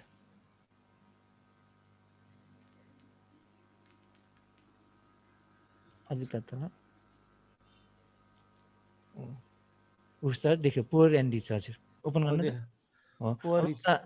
यसमा खुल्छ भोल्युमको अलि ठुलो बनाउनु त सर अलि ठुलो बनाउनु त त्यहाँ भोल्युमको साउन्डको अलि ठुलो बनाउनु त स्क्रिन ठुलो होइन स्क्रिनलाई ठुलो बनाउनु यो स्क्रिनलाई पावर पोइन्टको फुल स्क्रिन गर्नु न सर यो म्याक्सिमाइज गर्नु न बिचकमा छ नि यहाँ यसले मलाई डिस्टर्ब गरिराख्यो त्यसबाट झुक्यो यो फोटोले टाँसे झुक्यो भएर हजुर यसको साउन्डको पाउने त साउन्डको हेर्छ के click next to no sound भन्ने छ सर साउन्ड नराख्नु भयो यहाँ क्लिक साउन्डको क्लिक गर्नु त सर यहाँनिर यो साउन्डमा यहाँनिर हुन्छ सर एउटा क्लिक भन्ने साउन्ड छ नि सर त्यहाँनिर हेर्नु त हो click for next for click गर्नु सर क्लिक गर्नु त के हो यस्तो ट्याक्क क्लिक गर्ने ठाउँमा देखाएन उसले अनि क्लिक जस्ट सिलेक्ट गर्नु सर त्यहाँ एउटा क्लिक गर्नु न एक्चुअली होला यसको फर्मेटमा जान्छ सर माथि फर्मेटमा सिलेक्ट गर्नु पर्यो ड्रइङ टुल्सहरू चाहिँ यसो साउन्डको अब्जेक्ट कहाँ छ सर यसमा हेर्नु त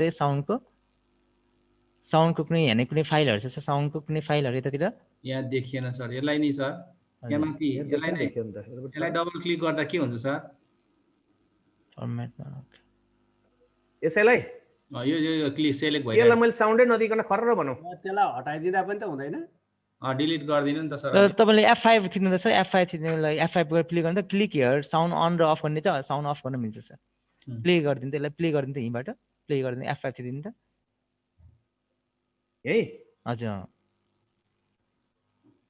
साउन्डको F5 प्रेस गर्नु पर्यो सर कि यो सेकेन्ड स्लाइडमा होला सर साउन्डको आइकन हुनु देखेन सेकेन्ड स्लाइड सेकेन्डमा होला सर सेकेन्डमा क्लिक गर्नु त सर त्यहाँ सेकेन्डमा छ कि सेकेन्ड स्लाइडमा क्लिक गर्नु त सर साउन्डको आइकनहरू देख्नुभयो सर ड्रइङ छ कहाँ लुकाएर राखेको छ क्या छैन सर यसलाई नि एकचोटि पावर पोइन्ट सो गर्नु त के हुँदो रहेछ यसमा यसको पावर पोइन्ट सो गर्ने बित्तिकै त प्ले भइहाल्छ नि फेरि साउन्ड अनि त्यसलाई अफ गर्ने अप्सन दिएको रहेछ त्यहाँ F5 थिच्दियो भने सर स्लाइड सेमा गएर सो F5 थिच्नुहुन्छ यसलाई पावर पोइन्ट देखाउँ है त के हुन्छ हजुर हुन्छ ल स्लाइड सेमा गएर जानु त यो त सर यहाँ साउन्ड फ्रम बिगिनिङ भनेर उ गर्दिम हजुर हुन्छ सुरुबाट आउँछ यहाँ क्लिक गर्न दिनु सर क्लिक गरिदिनु त अफ हुन्छ होला साइडमा तल क्लिक गर्ने ठाउँ छ नि सर हेर्नु त अफ गर्ने ठाउँ अफमा यसको साइडमा यतापट्टि छ होला सर यहाँ थिएन सर यतापट्टि देखिएन यो मोड फोटो छ क्या नि हुन्छ त यसले एकछिन सर एकचोटि बिचरा क्लिक गरी हेर्नु सर देखाउँछ कि त्यो आइकन सर ल म सिकाइदिन्छु सर अर्को तरिकाले साउन्ड गर्न ल त्यो तपाईँले त्यो स्पिकर जस्तो बक्स नि ट्याक्स बारमा राइट क्लिक गरेर होइन सर ओपन भोल्युम मिक्सरमा जानु ओपन भोल्युम कहाँनिर मिक्सर छ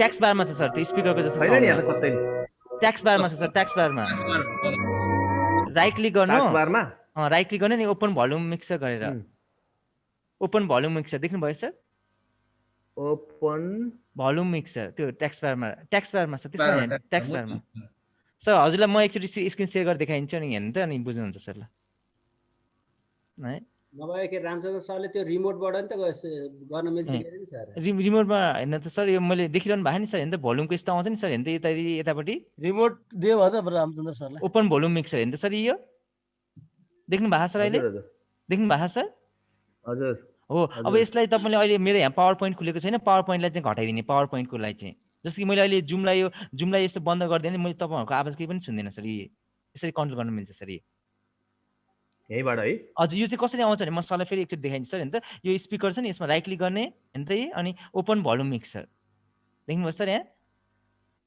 ओपन भोल्युम मिक्सर पुरै देखेको छैन मेरो स्क्रिन सेयर भएन रामचन्द्र सरको स्क्रिन आएन रामचन्द्र सर हजुरको आएन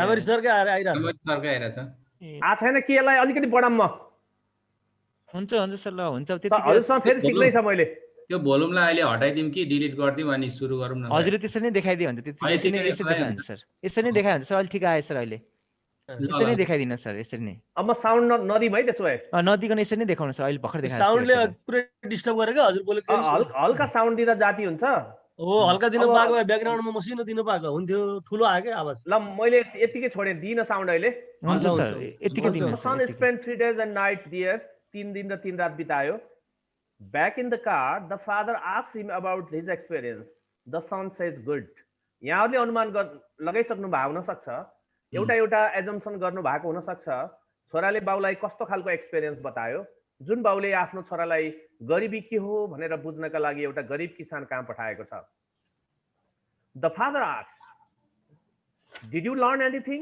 के सिक्यौ भनेर सोध्यो उसको फादरले अनि छोराले भन्यो we have one dog they have 4 हामीसँग एउटा कुकुर थियो कोठामा पालेर राखेको उसको घर वरिपरि 4वटा कुकुर रहेछ यहाँले अनुमान गर्नुभयो होला छोराले के सिकेर आयो भनेर बाउले एक्सपेक्ट के गरे होला छोराले के सिक्यो होला छोराले के सिक्दै हुन्थ्यो भनेर बाउले सोचे होला र अब उले सोध्ने क्रममा पनि छोराले के सिक्यो होला भनेर अनुमान गर्दै छ होला बुवाले यहाँहरुले पक्कै पनि अनुमान गर्नुहुन्छ गुरुहरुले we have a pool with treated water हामीसँग एउटा पुल छ एउटा पोखरी छ जसलाई वाटरलाई ट्रिट गरिएको छ ट्रिट गरेको पानीमा राखिएको छ they have a river nearby with clear water and fish of all sorts उसको नजिकै समुद्र छ समुद्रको नजिकै के छ सफा पानी छ पानीमा के छ डिफरेंट टाइप्स अफ फिशेसहरु छन् थुप्रै सर्ट्सहरु थुप्रै प्रकारका माछाहरु त्यहाँ छन् उले बताउँदै गयो अब आफ्नो एक्सपिरियन्स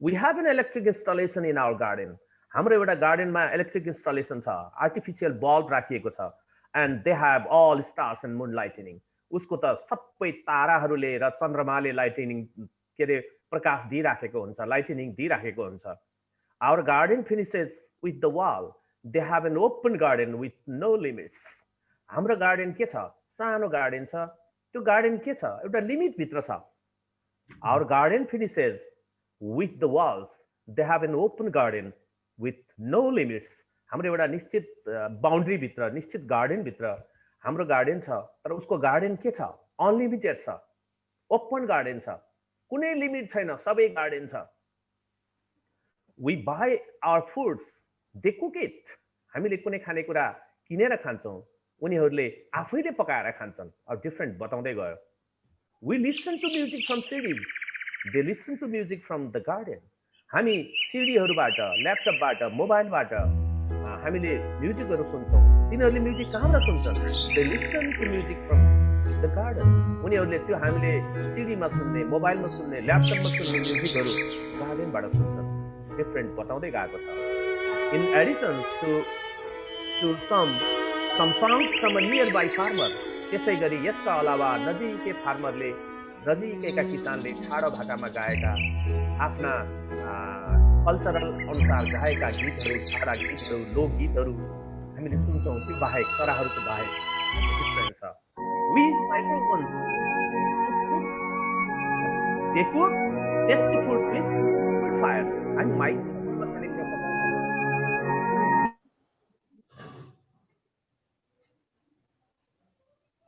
खानेकुराहरू हाउडामा गरेका छन्। To be protected, we use alarms and gates. सुरक्षित रहनका लागि हामी गेटमा अलार्म लगाउँछौँ, गेट लगाउँछौँ अनि हामी प्रोटेक्टेड हुन्छौँ, हामी सुरक्षित हुन्छौँ। They are protected by their friends and neighbors. तिनीहरू कसरी प्रोटेक्टेड हुन्छ? साथीहरूबाट, छिमेकीबाट प्रोटेक्टेड हुन्छ। उनीहरूलाई गेट चाहिँदैन, उनीहरूलाई अलार्म चाहिँदैन। यो चाहिँ डिफरेन्स पाएँ भनेर छोराले बताउँदै गएको छ। We are connected to our laptops, cell phones, TVs. They are connected to life, horizon, skies, greenery, animals and families. मैले यो भनिराख्नु पर्दैन।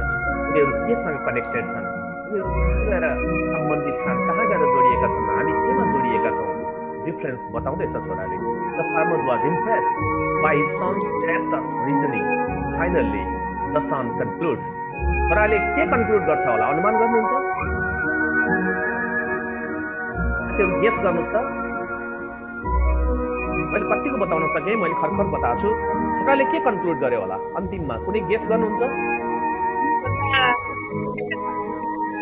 हजुर म्याडम, हजुरले के हजुर हामी गरिब छौँ, त्यो धनी रहेछ भन्ने गेस गरे होला।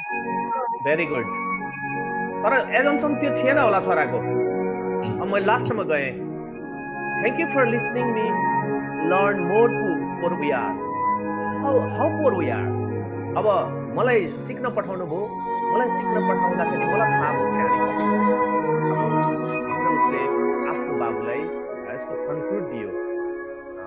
Each day we become poorer by not seeing the nature God created.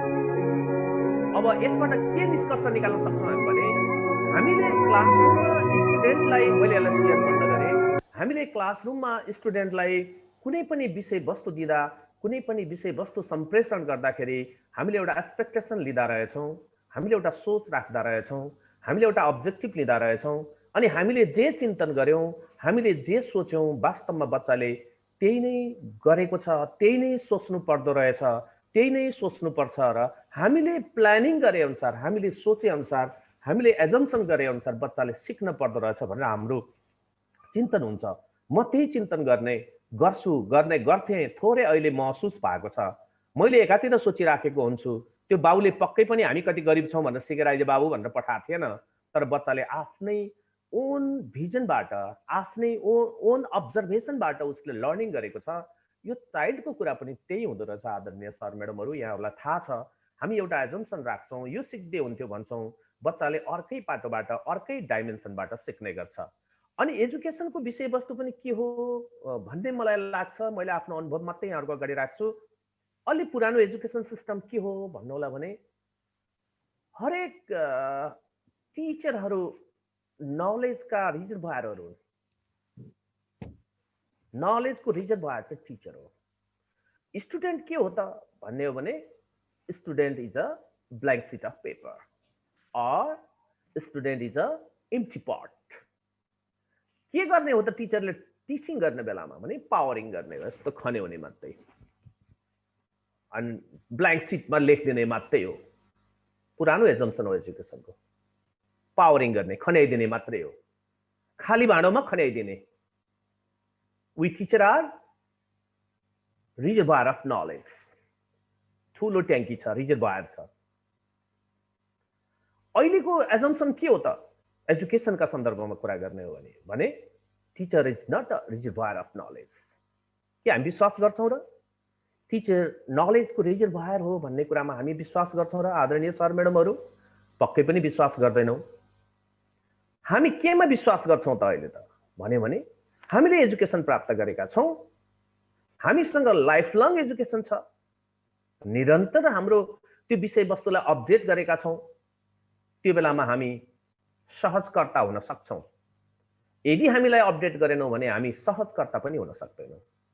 नलेजको रिजर्भोयरको concept अहिले छैन। अहिले त के छ टिचरको काम, टिचरले स्टुडेन्टलाई सुइटेबल इन्भाइरोमेन्ट क्रिएट गर्ने हो। टिचर अहिले चाहिँ सहजकर्ता मात्रै हो। टिचर चाहिँ अहिले फेसिलिटेसन गर्ने मात्रै हो।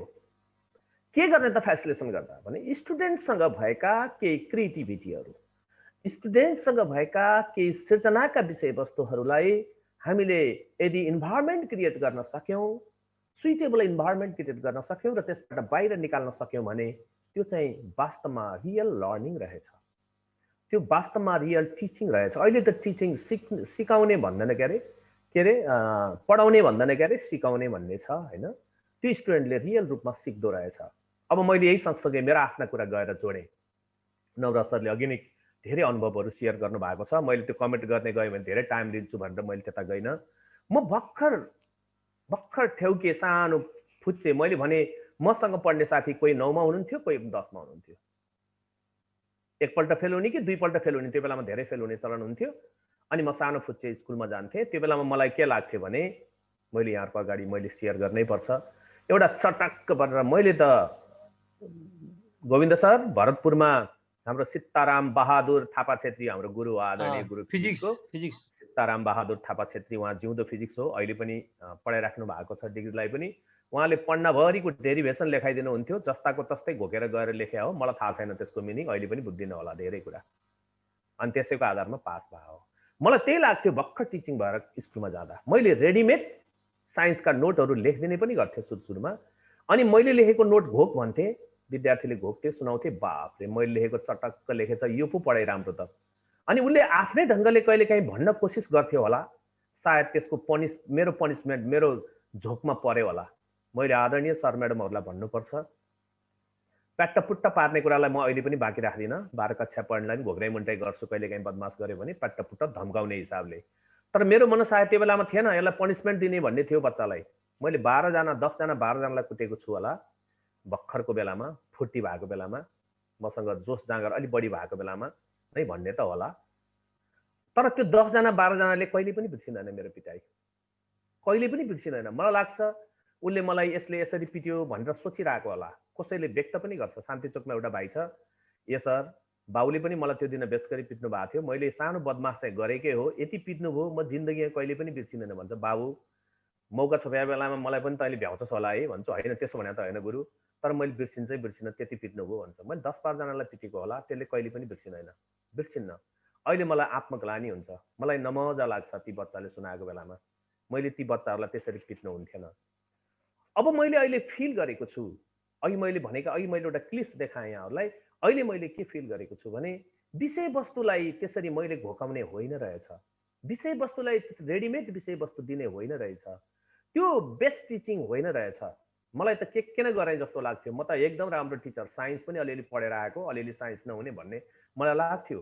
मैले त्यो सिकाएको विषयवस्तु 5 पन्ना घोक्नुभन्दा त फार बेटर के रहेछ भने बच्चाले एउटा लाइन आफ्नो आइडियाले, आफ्ना सन्दर्भले ती विषयवस्तुलाई उसले राखिदिने हो भने त्यो विषयवस्तु बढी सान्दर्भिक हुन्थ्यो। एउटा त्यो हिन्दी फिल्मको कुरा भन्नु सर, मैले हिन्दी फिल्म ट्याक्क अहिले भन्छु भने बिर्सेँ, अघि नै भन्छु सोध्छु भन्दै थिएँ। के अरे त्यो एउटा साइन्सको गुरुको अगाडि हिरोले चाहिँ सिम्पल मेसिनलाई व्याख्या गर्ने, मैले फिल्मको नाम भन्न आएँ क्या सर नवराज सर, के अरे फिल्मको नाम त्यही त त्यो मैले 3 इडियट हो। 3 इडियट होइन सर, 3 इडियट होइन, 3 इडियट नै हो सर, 3 इडियट नै हो है सर। एउटा चाहिँ आमिर खानको ढङ्गको छ। 3 इडियटमा त्यो विषयवस्तु सम्प्रेषण गर्दाखेरि खरखर्ती भन्दाखेरि एउटा व्यक्तिले त्यो साइन्सको घोकेर रेडिमेड जवाफ दिँदा जे हुन्छ भनेर मैले सोच्थेँ। म भर्खर टिचिङ क्यारियरमा प्रवेश गर्दा, साइन्स पास गरेर प्रवेश गर्दा यहाँहरूको अगाडि मैले फुर्ती लाउनुहुन्न, मेरो थिङ्किङ 100% त्यही हो। तर अहिले मैले बुझेँ, यो लामो एक्सपिरियन्स पछि मैले बुझेँ त्यो हिरोले अलग ढङ्गले, गज्याङ मज्याङ ढङ्गले, आफूले बुझेको ढङ्गले अभिव्यक्त गरेको सिम्पल मेसिन फार बेटर रहेछ। त्यो त आफूले जानेका विषयवस्तु, त्यो त उसले जानेको विषयवस्तु, याद गरेको विषयवस्तु रहेछ। त्यसैले अहिलेको सन्दर्भ चाहिँ के हो भन्ने बुझियो भने विद्यार्थीलाई टिचिङ गर्ने कुरा चाहिँ सकेसम्म इन्भाइरोमेन्ट क्रिएट गर्ने, थोरै विषयवस्तु दिने, धेरै विषयवस्तु बाहिरबाट बच्चाबाट इन्भाइरोमेन्ट क्रिएट गर्ने भने के हो त? यो त कन्क्रिट विषयवस्तु भयो। मैले यहाँ धेरै सङ्गीत जान्ने साथीहरू हुनुहुन्छ, सरहरू हुनुहुन्छ, आदरणीय सर म्याडमहरू हुनुहुन्छ। मैले लौ न प्लिज, अघि मिना म्याडम बोल्नु भएको थियो है, मैले नाम पनि सम्झिँदै गर्नु पर्यो। लौ न म्याडम प्लिज नाचिदिनुहोस् न यहाँ भन्ने हो भने उहाँ सायद नाच्नुहुन्न। यद्यपि उहाँ नाच्न जान्नुहुन्छ तर नाच्नुहुन्न। तर के भयो भने नाच्नुहुन्छ होला आदरणीय सर म्याडमहरू? सङ्गीत भयो भने गेस गर्नुहोस् त के भयो भने नाच्नुहुन्छ होला? गीत र सङ्गीत भयो पक्कै पनि। मैले टाइम लिन केही छ? सङ्गीत भयो भने भेरी गुड। गीत बज्यो भने, सङ्गीत भयो भने, वातावरण म्युजिकमय भयो भने यो इन्भाइरोमेन्टको कुरा हो। यहाँहरूले जे इक्जाम्पल दिनुभएको छ त्यो इन्भाइरोमेन्टको कुरा हो। मानौ उहाँलाई मनपर्ने म्युजिकको पनि टाइप्सहरू छन्। एउटै म्युजिकले सबै नाच्न नसक्ने हुन सक्नुहुन्छ। कसैलाई लोक मन पर्ला, कसैलाई पप मन पर्ला, कसैलाई ऱ्याप मन पर्ला, कसैलाई हिन्दी मन पर्ला, कसैले नेपाली मन पर्ला। त्यो चाहिँ विद्यार्थीमा भएका विविधता हुन्, त्यो चाहिँ विद्यार्थीमा भएका डाइभर्सिटी हुन्। त्यो ढङ्गको म्युजिक यदि हामीले बजाइदिने हो भने, नवराज सर नाच्न जान्दैन भन्नुहुन्छ, पुरै यहाँ म्युजिकमय बनेपछि अस्ति हाम्रो तिहारको नाचमा हात हल्लाएर एकदम एकदम ह्याप्पी मोडमा उहाँले हाउभाउ देखाइरहनु भएको थियो। कयौँ साथीले खुट्टा ट्याक बजाउनु भएको थियो, कयौँ साथीले हात ट्याक बजाउनु भएको थियो, कसैले ओठ चलाउनु भएको थियो। यो चाहिँ रहेछ इन्भाइरोमेन्ट क्रिएट गर्ने कुरा। अब बल्ल हामीले टिचिङ गर्दै जाँदा अब छोड्ने बेलामा बल्ल हामीले विषयवस्तु सिक्दै गएका छौँ।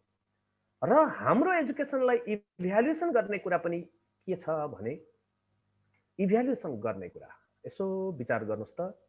मैले गज्याङ मज्याङ कुरा राखेँ, फेरि मैले कुनै दिन आफ्ना अनुभव लगायत सबै कुराहरू फेरि गफ गरौँला। हामी गोल ओरिएन्टेड मात्रै कुरा गर्छौँ। के हो त गोल ओरिएन्टेड?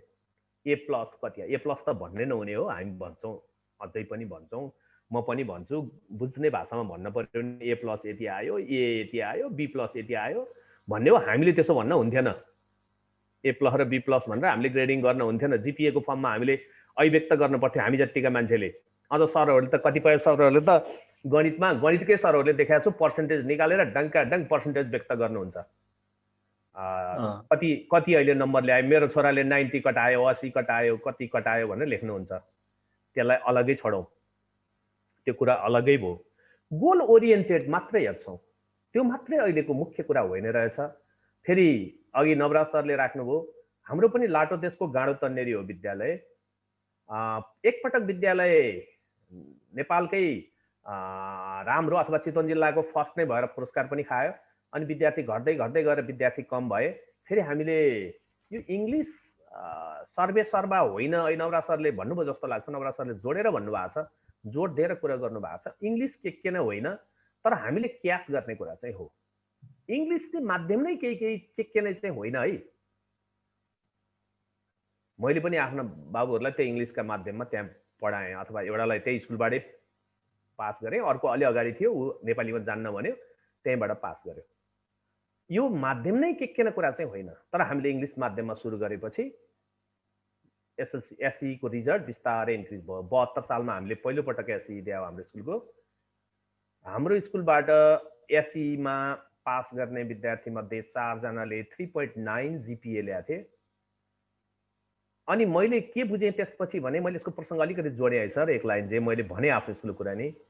त्यो यो एउटा यो क्षेत्रको यो मध्यमाञ्चल स्तरीय एउटा गोष्ठी थियो हेटौँडामा। हेड सरको छोराको बिहा भएको हुनाले मलाई त गएर प्रेजेन्ट गरेर एउटा स्लाइड बनाएर भन्नुभयो। मैले पनि एउटा प्रोफेसनललाई लगाएँ, आफ्नो कन्टेन्ट राखेर स्लाइड बनाएर लगेर प्रेजेन्ट गरेँ। त्यहाँ पुरा गरेपछि मलाई के थाहा भयो भने, सामुदायिक विद्यालयबाट त्यो वर्ष 3.9 जिपिए ल्याउने 12 जना छन्। त्यहाँ गएपछि थाहा पाएको मैले। एकजनाको 3.9 ल्याउने चाहिँ पुरा हाइलाइट गयो पत्रिकामा। नवराज सर त्यो केही याद छ त्यस सम्बन्धी? नवराज सरले बढी रिमार्क गर्नुभएको हुनसक्छ। अनि 4 जना हाम्रो जिपिए थियो। अनि मैले त्यो कुरो त्यहाँको एउटा पत्रकार हुनुहुँदो रहेछ, उहाँलाई मैले भने। भोलिपल्ट मेरो भनाइ चाहिँ 1 नम्बरमा राखेर, दोस्रो नम्बरमा चाहिँ हाम्रो पूर्ण दाइको भनाइ राखेर, अनि त्यसपछि कान्तिपुरको कान्तिपुरमा त्यो मेरो भनाइ शुद्ध रिजल्ट शुद्ध राखेर कान्तिपुरमा पब्लिस गरेको छ। त्यसपछि हाम्रो विद्यालय चितवन जिल्लाको विद्यालयमा कुरा गर्ने हो भने अगाडि आउँदैन। कहिले नारायणी मावि भने त त्योसँग हाम्रो कम्पेरिजन नै हुँदैन, फुर्ती लाएर हुँदैन, कम्पेरिजन नै हुँदैन, त्यति इस्टाब्लिस त्यो ठुलो घरै हो त्यो चाहिँ। अनि हाम्रो चाहिँ दोस्रो तेस्रो चौथो। मैले फेरि सामुदायिक विद्यालयमा भने है गोविन्द सर, सामुदायिक विद्यालयको मात्रै कुरा गर्दैछु मैले चितवनको। चौथो भन्दा उता गएको छैन, यो सेरोफेरोमा चल्ने विद्यालय हो। अनि हामी केमा गौरव गर्छौँ विद्यालयको भने गोल ओरिएन्टेड। 3.9 जिपिए कति ल्यायो, 4 जिपिए कति ल्यायो, डिस्टिङसन कति ल्यायो, फर्स्ट डिभिजन कति ल्यायो, थर्ड डिभिजन कति ल्यायो। तर अहिले यथार्थमा के देखिने गरेको छ भने आदरणीय सर म्याडमहरू, भारी नै बोक्न नसक्ने गरी उनले जिपिए बोकेर आएको छ, पर्सेन्टेज बोकेर आएको छ, प्राप्ताङ्क बोकेर आएको छ, ग्रेड बोकेर आएको छ। उसँग कुनै सामाजिक मानवीय व्यवहार केही छैन, सामाजिक व्यवहार केही छैन, जीवनको बारेमा केही बुझ्दैन, परिवारका बारेमा केही बुझ्दैन, लाइफका बारेमा केही बुझ्दैन, केही थाहा छैन उसलाई, केही पनि थाहा छैन। अनि व्यवहार कस्तो छ, त्यो बोक्न नसक्ने भारी बोकेर कुलतमा फसेको छ, लगेर सुधार केन्द्रमा लगेर राख्न परेको छ। मेरो आँखाले देखेको कुरा यहाँहरूको अगाडि भन्दैछु। डिस्टिङसन ल्याएको विद्यार्थी म्यानरलेस छ, अव्यवहारिक छ, केही बुझ्दैन, लाइफ बुझ्दैन, संसार बुझ्दैन, परिवार बुझ्दैन, समाज बुझ्दैन, सुधार केन्द्रमा लगेर राखेको छ। उसलाई सुधार गर्नुपर्ने छ। अब यहाँनिर आएर हेर्दा हाम्रो इभ्यालुएसन सिस्टमले त्यो बच्चा कति नैतिकवान भयो, कति जीवन बुझ्यो, कति समाज बुझ्यो, कति आफूलाई बुझ्यो भन्ने बारेमा हाम्रो इभ्यालुएसन सिस्टममा त्यो छैन। त्यसका बारेमा हेर्दैनौँ हामीले। पर्सेन्टेज ल्याइदियो भयो, म पनि हेर्थी हो, मेरो छोराले बढी छोरीले अलि बढी ल्याइदियो भने बाफले धेरै गर्यो भनेर सोच्ने रहेछ। त्यसो भएर यो गोल मात्रै होइन रहेछ, केही इन्टेन्डेड एचिभमेन्टहरू, उपलब्धिहरू बच्चाले के हासिल गरे भन्ने बारेमा पनि बच्चालाई हेर्नु पर्दो रहेछ। र बच्चालाई इन्करेज गर्ने, बच्चालाई मोटिभेट गर्ने। अहिले पनि हामी पेसाका हिसाबले अब्बल दर्जाका छौँ। हाम्रो पेसा महत्त्वपूर्ण पेसा हो। अघि आदरणीय सरहरूले राख्नु भएको छ, गोविन्द सरले त्यो कुरा विषयवस्तुलाई राख्नु भएको छ। सबैभन्दा मर्यादित पेसा टिचिङ, सबैभन्दा बढी तलब खाने पेसा टिचिङ। तर हाम्रो सन्दर्भमा हामी सामाजिक रूपान्तरणका लागि जुटेका छौँ। मैले भने, मैले सुरुमा के ढङ्गले पढाएँ मैले यहाँको अगाडि राखिसकेको छु। सामाजिक रूपान्तरणका लागि मैले व्यक्तिले के गरेँ होइन, हाम्रो पेसालेको मात्रै कुरा गरेको छु मैले। वास्तवमा सामाजिक रूपान्तरणको महत्त्वपूर्ण भूमिका टिचरलाई हुन्छ। यदि रूपान्तरण गर्छ भने टिचरले गर्छ, तर हामीप्रति हेर्ने दृष्टिकोण छ।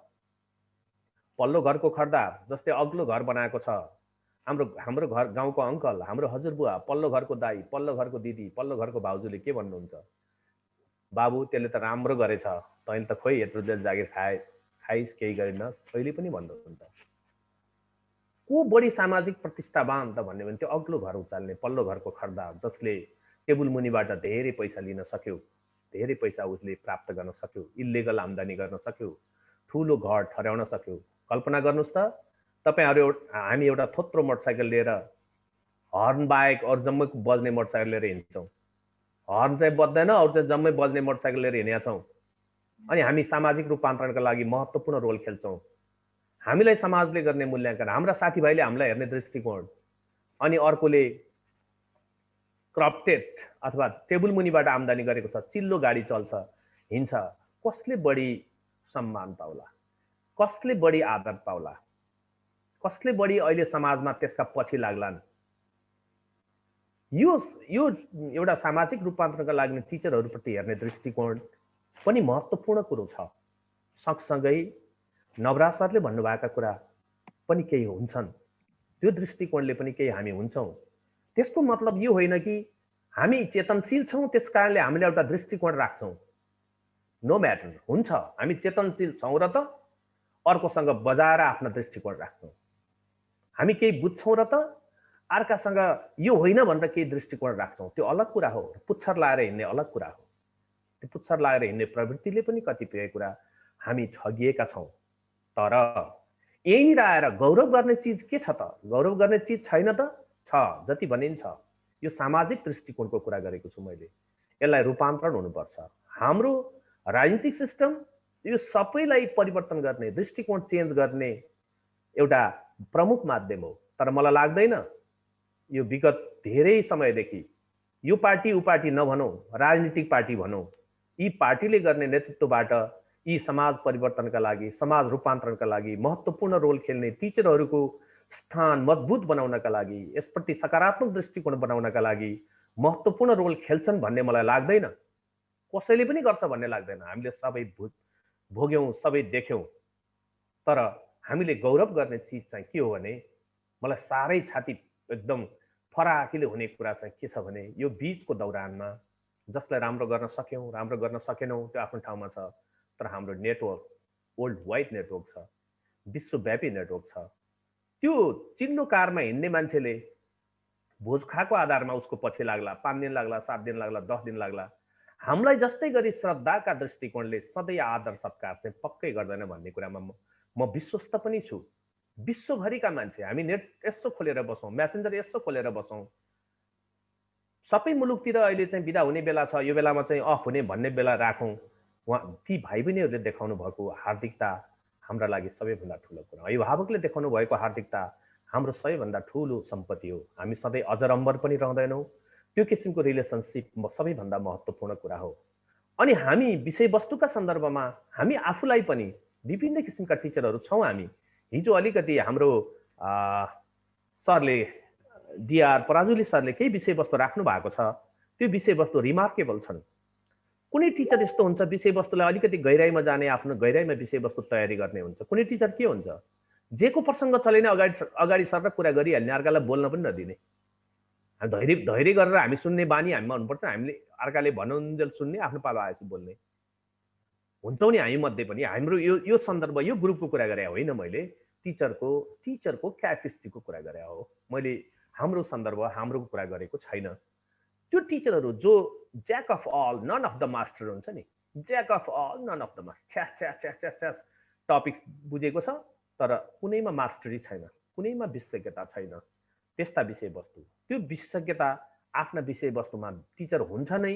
इनबट उसले जानेर आएको छ होइन, उसले सिक्ने प्रयास गर्नु पर्यो, स्रोत खोज्नु पर्यो, नजाने भने त्यसलाई जान्ने प्रयास गर्नु पर्यो। अब त हामी भाग्यमानी छौँ, यत्र समूह छन्, हामीले यहाँ डिस्कसन गर्न सक्छौँ।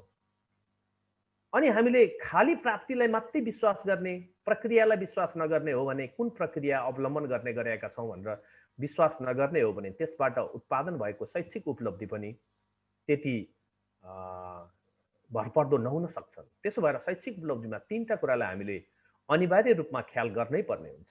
एउटा इनपुटलाई हेर्न पर्यो, एउटा प्रोसेस कस्तो हामीले गरेका छौँ हेर्न पर्यो, एउटा आउटपुटको कुरा गर्नु पर्यो। आदरणीय सर म्याडमहरूलाई मैले इनपुटको बारेमा, प्रोसेसको बारेमा, आउटपुटको बारेमा कुरा गर्नु पर्दैन। जहाँसम्म विद्यार्थीलाई इन्करेज गर्ने छ, विद्यार्थीलाई इन्स्पायर गर्ने कुरा छ, त्यो इन्स्पायर गर्ने कुरा चाहिँ पनिसमेन्ट दिएर हुँदो रहेनछ भन्ने कुरोको म कन्क्लुडमा पुगेँ। यहाँहरूको अगाडि मैले राखि पनि सकेको छु। अहिले आएर मैले के सोचेको छु भने, विद्यार्थीले त्यो पनिसमेन्टद्वारा, विद्यार्थीले नेगेटिभ रेन्फोर्समेन्टद्वारा विद्यार्थीले कहिले पनि सुधारिँदो रहेछ। विद्यार्थीलाई जति हामीले इन्करेज गर्छौँ, इन्स्पायर गर्छौँ, राम्रा कुरा भन्छौँ, फकाउँछौँ, भविष्य देखाउँछौँ, उसलाई मोटिभेट गर्छौँ, काउन्सिल गर्छौँ, बल्ल विद्यार्थी सुधिने रहेछ।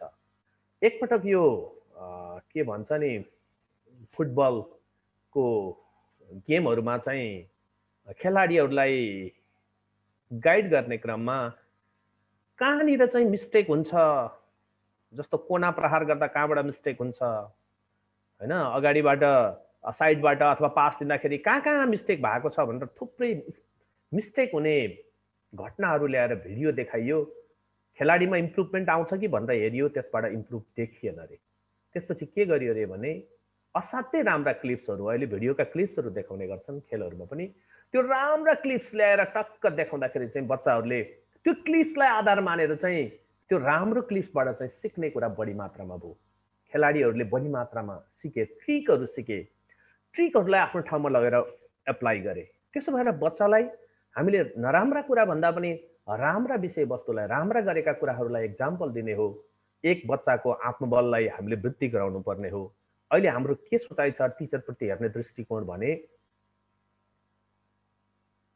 यत्रो समय पढाएको टिचर, यसका अगाडि विद्यार्थीले ठाडो मुन्टो लगाएर मजाले बोल्छ, मजाले बोल्ने हिम्मत गर्छ अनि यसले पढाएको कसरी होला?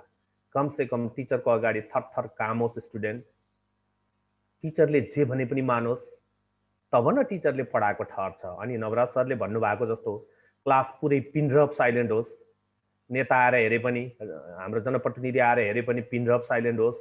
मलाई लाग्छ धेरै विद्यालयको हेड सरको चिन्तन पनि त्यही हुन्छ होला जस्तो लाग्छ। कोही नकराओस्, कोही हल्ला नगरोस्, बाहिरबाट फुत्त कोही आइहाल्यो बेला क्या चकमक रहेछ भनोस्, त्यसमा ह्याप्पी हुनुहुन्छ। धेरै हेडमास्टर ह्याप्पी हुनुहुन्छ, किनभने उहाँलाई बाहिरबाट देख्दाखेरि यो साइलेन्टली क्लास छ भन्ने लाग्छ। जब इन्टरेक्टिभ क्लास हुन्छ त्यसलाई हामीले इफेक्टिभ बुझेका छौँ, हिजो बुझ्थेनौँ, अहिले बुझेका छौँ। त्यो क्लास चाहिँ राम्रो क्लासको रूपमा लिने गरिँदैन।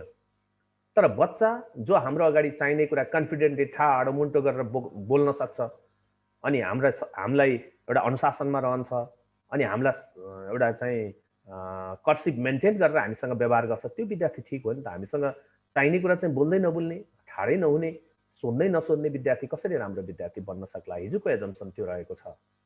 एकजना मेरै सरको एकजना साथीले एक दिन कुरा गर्नुहुन्थ्यो, म साह्रै लट्ठक विद्यार्थी थिएँ क्लासमा, त्यो कुरो चाहिँ कमजोरी देखाएर होइन, विद्यार्थी सुधार्नका लागि चाहिँ उसलाई स्ट्रङ पोइन्ट्सलाई इन्डिकेट गरेर मात्रै विद्यार्थीलाई सुधार्न सकिन्छ भन्ने कुरा हो। उहाँले कुरा गर्नुहुन्थ्यो। म कक्षा 8मा 9मा कतिमा कुरा गर्नुभयो, क्लासको अन्तिम विद्यार्थी हो। एक दिन सरले, इङ्ग्लिस सरले कुरा गर्नुभयो, उहाँले विद्यार्थी सरले सोध्दै आउनुभयो अरे, कुनै त्यो चलाख विद्यार्थी भन्ने कसैले जवाफ दिएनन्। उहाँ अन्तिम बेन्चमा बस्नु भएको थियो। अन्तिम बेन्चमा बसेपछि उहाँ कहाँ त्यो क्वेसन पुग्यो घुम्दै फिर्दै, उहाँले जवाफ दिनुभयो, फ्याट्टै मिल्यो, उभद्रो भयो। त्यो दिनको उत्तर मिल्यो। उत्तर मिलेपछि सरले स्याबास यसले त आज त खुब गरेछ भने, ऊ बडा फुरुक्क भयो, एकदम वेट नै घटाए जस्तो, एकदम हावामा उडुम जस्तो, बडा एकदम अनौठो फिल गरेँ मैले त, एकदम हल्का भए जस्तो हावामा उडिरहे जस्तो फिल गरेँ। अनि भोलिपल्ट मैले के विचार गरेँ भने, अब सरले पक्कै पनि भोलिपल्ट रिमार्क गर्नुहुन्छ, मलाई सोध्नुहुन्छ, त्यसैले आज पढाएको विषयवस्तु भोलिपल्ट तयार गरेर जान्छु भनेर उसले त्यो भोलिपल्टको विषयवस्तुलाई तयार गरेर आउनुभयो अरे।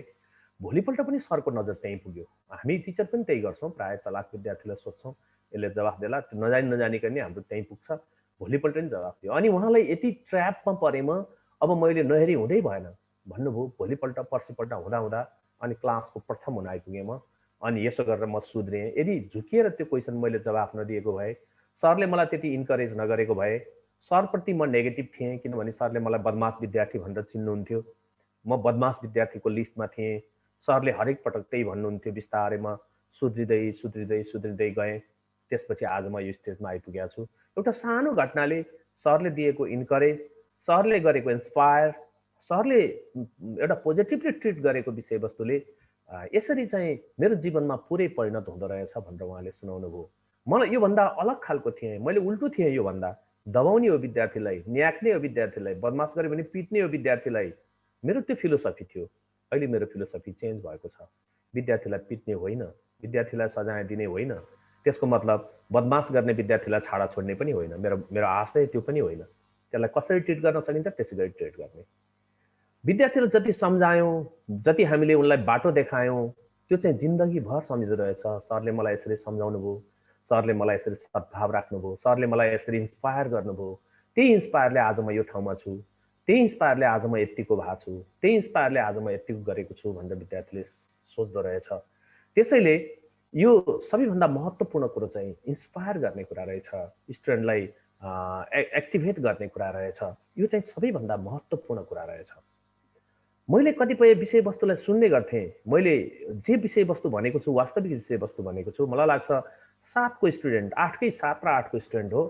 प्लान्टले रेस्पिरेसनको बेलामा कुन चाहिँ ग्यास लिन्छ, कुन चाहिँ ग्यास फाल्छ। मलाई लाग्छ धेरै विद्यालयहरूमा जहाँ साइन्सको टिचर हुनुहुन्न, आधारभूत तह मात्र सञ्चालन भएको छ, अहिले पनि कन्फ्युजन छ भन्ने मलाई लाग्छ। तर अहिले यङहरू जानु भएको छ भने त्यस्तो हुँदैन। विद्यार्थीलाई के भनेर पढाउनु भएछ एकजना सरले भने, मान्छेले चाहिँ श्वास प्रश्वासको बेलामा अक्सिजन लिन्छ, कार्बन डाइअक्साइड फाल्छ। प्लान्टले चाहिँ श्वास प्रश्वासको बेलामा कार्बन डाइअक्साइड लिन्छ, अक्सिजन फाल्छ भन्नुभएछ। किताबमा के लेखेको थियो कुनै, यो त होइन कि सर श्वास प्रश्वासको बेलामा भनेर विद्यार्थीले सोच्यो। त मास्टर कि त टिचर कि म टिचर, मैले भनि सकिएन भनेर टिचरले जवाफ दिनुभएछ। पछि विद्यार्थीले सोद्धाखेरि मैले अनि कुरा गरेँ, श्वास प्रश्वासको बेलामा एनिमल र प्लान्टमा केही फरक छैन। श्वासको बेलामा अक्सिजन लिने हो, कार्बन डाइअक्साइड फाल्ने हो। अब कुरो कहाँनिर हो भने तिमीले बिर्स्यौ होला सरले भन्नुभएको कुरो, खाना बनाउने बेला फोटोसिन्थेसिसको प्रक्रियाको बेलामा चाहिँ अक्सिजन, कार्बन डाइअक्साइड, पानी, त्यो दुईटाको बिच सनलाइट यसको प्रेजेन्समा ग्लुकोज तयार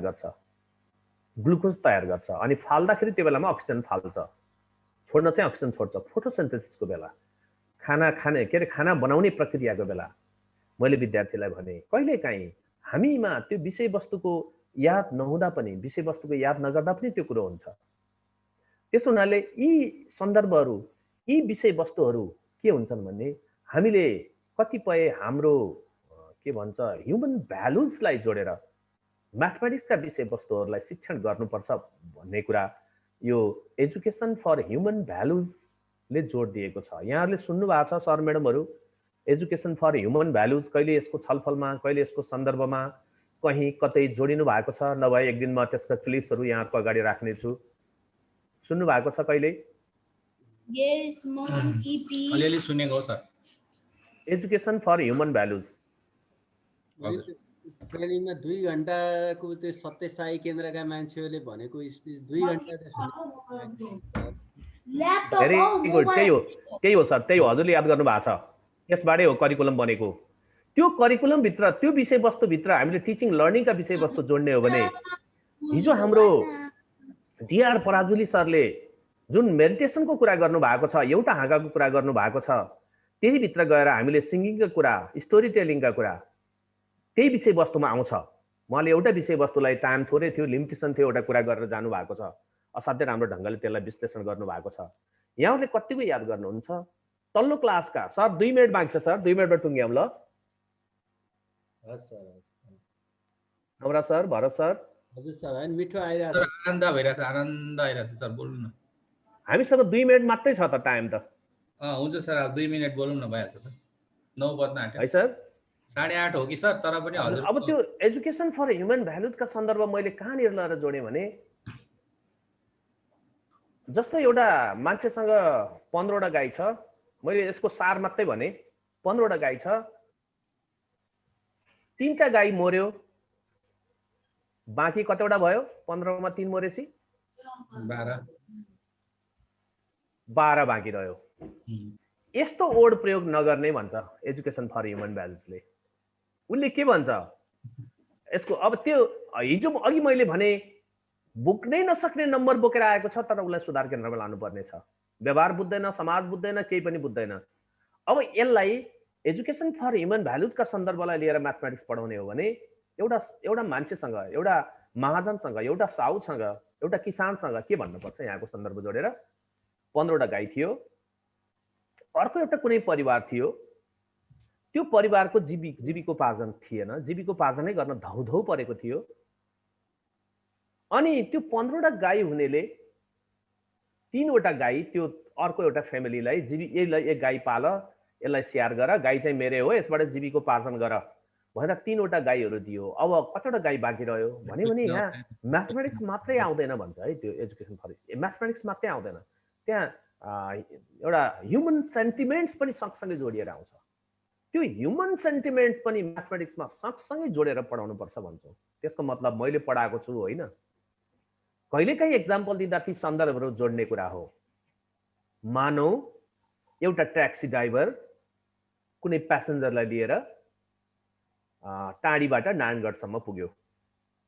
त्यो प्यासेन्जरले मोबाइल छोड्यो वा ब्रिफकेस, मोबाइलै छोड्यो भनौँ, मोबाइल छोडेपछि प्यासेन्जर गयो, कता गयो? पैसा तिर्यो गयो।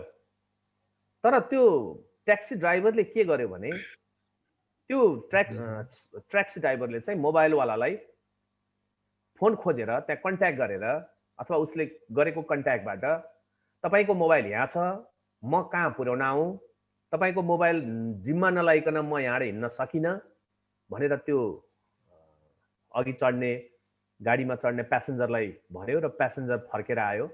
फर्केर आएपछि प्यासेन्जरले उसलाई पुरस्कार स्वरूप यति रकम दियो। अब हिसाब गरौँ, प्रति किलोमिटरका दरले कति किलोमिटर दौडियो, कति किलोमिटर, कति मिनेट रोकेर राख्यो, उसलाई रिवार्ड बापत त्यो प्यासेन्जरले ट्याक्सी ड्राइभरलाई कति एमाउन्ट उसलाई रिवार्ड बापत पैसा दियो, अब जोड्न लगाउनु सबै पैसा, अनि जम्मा कति रकम पायो होला, त्यो ड्राइभरले जम्मा कति रकम पायो होला।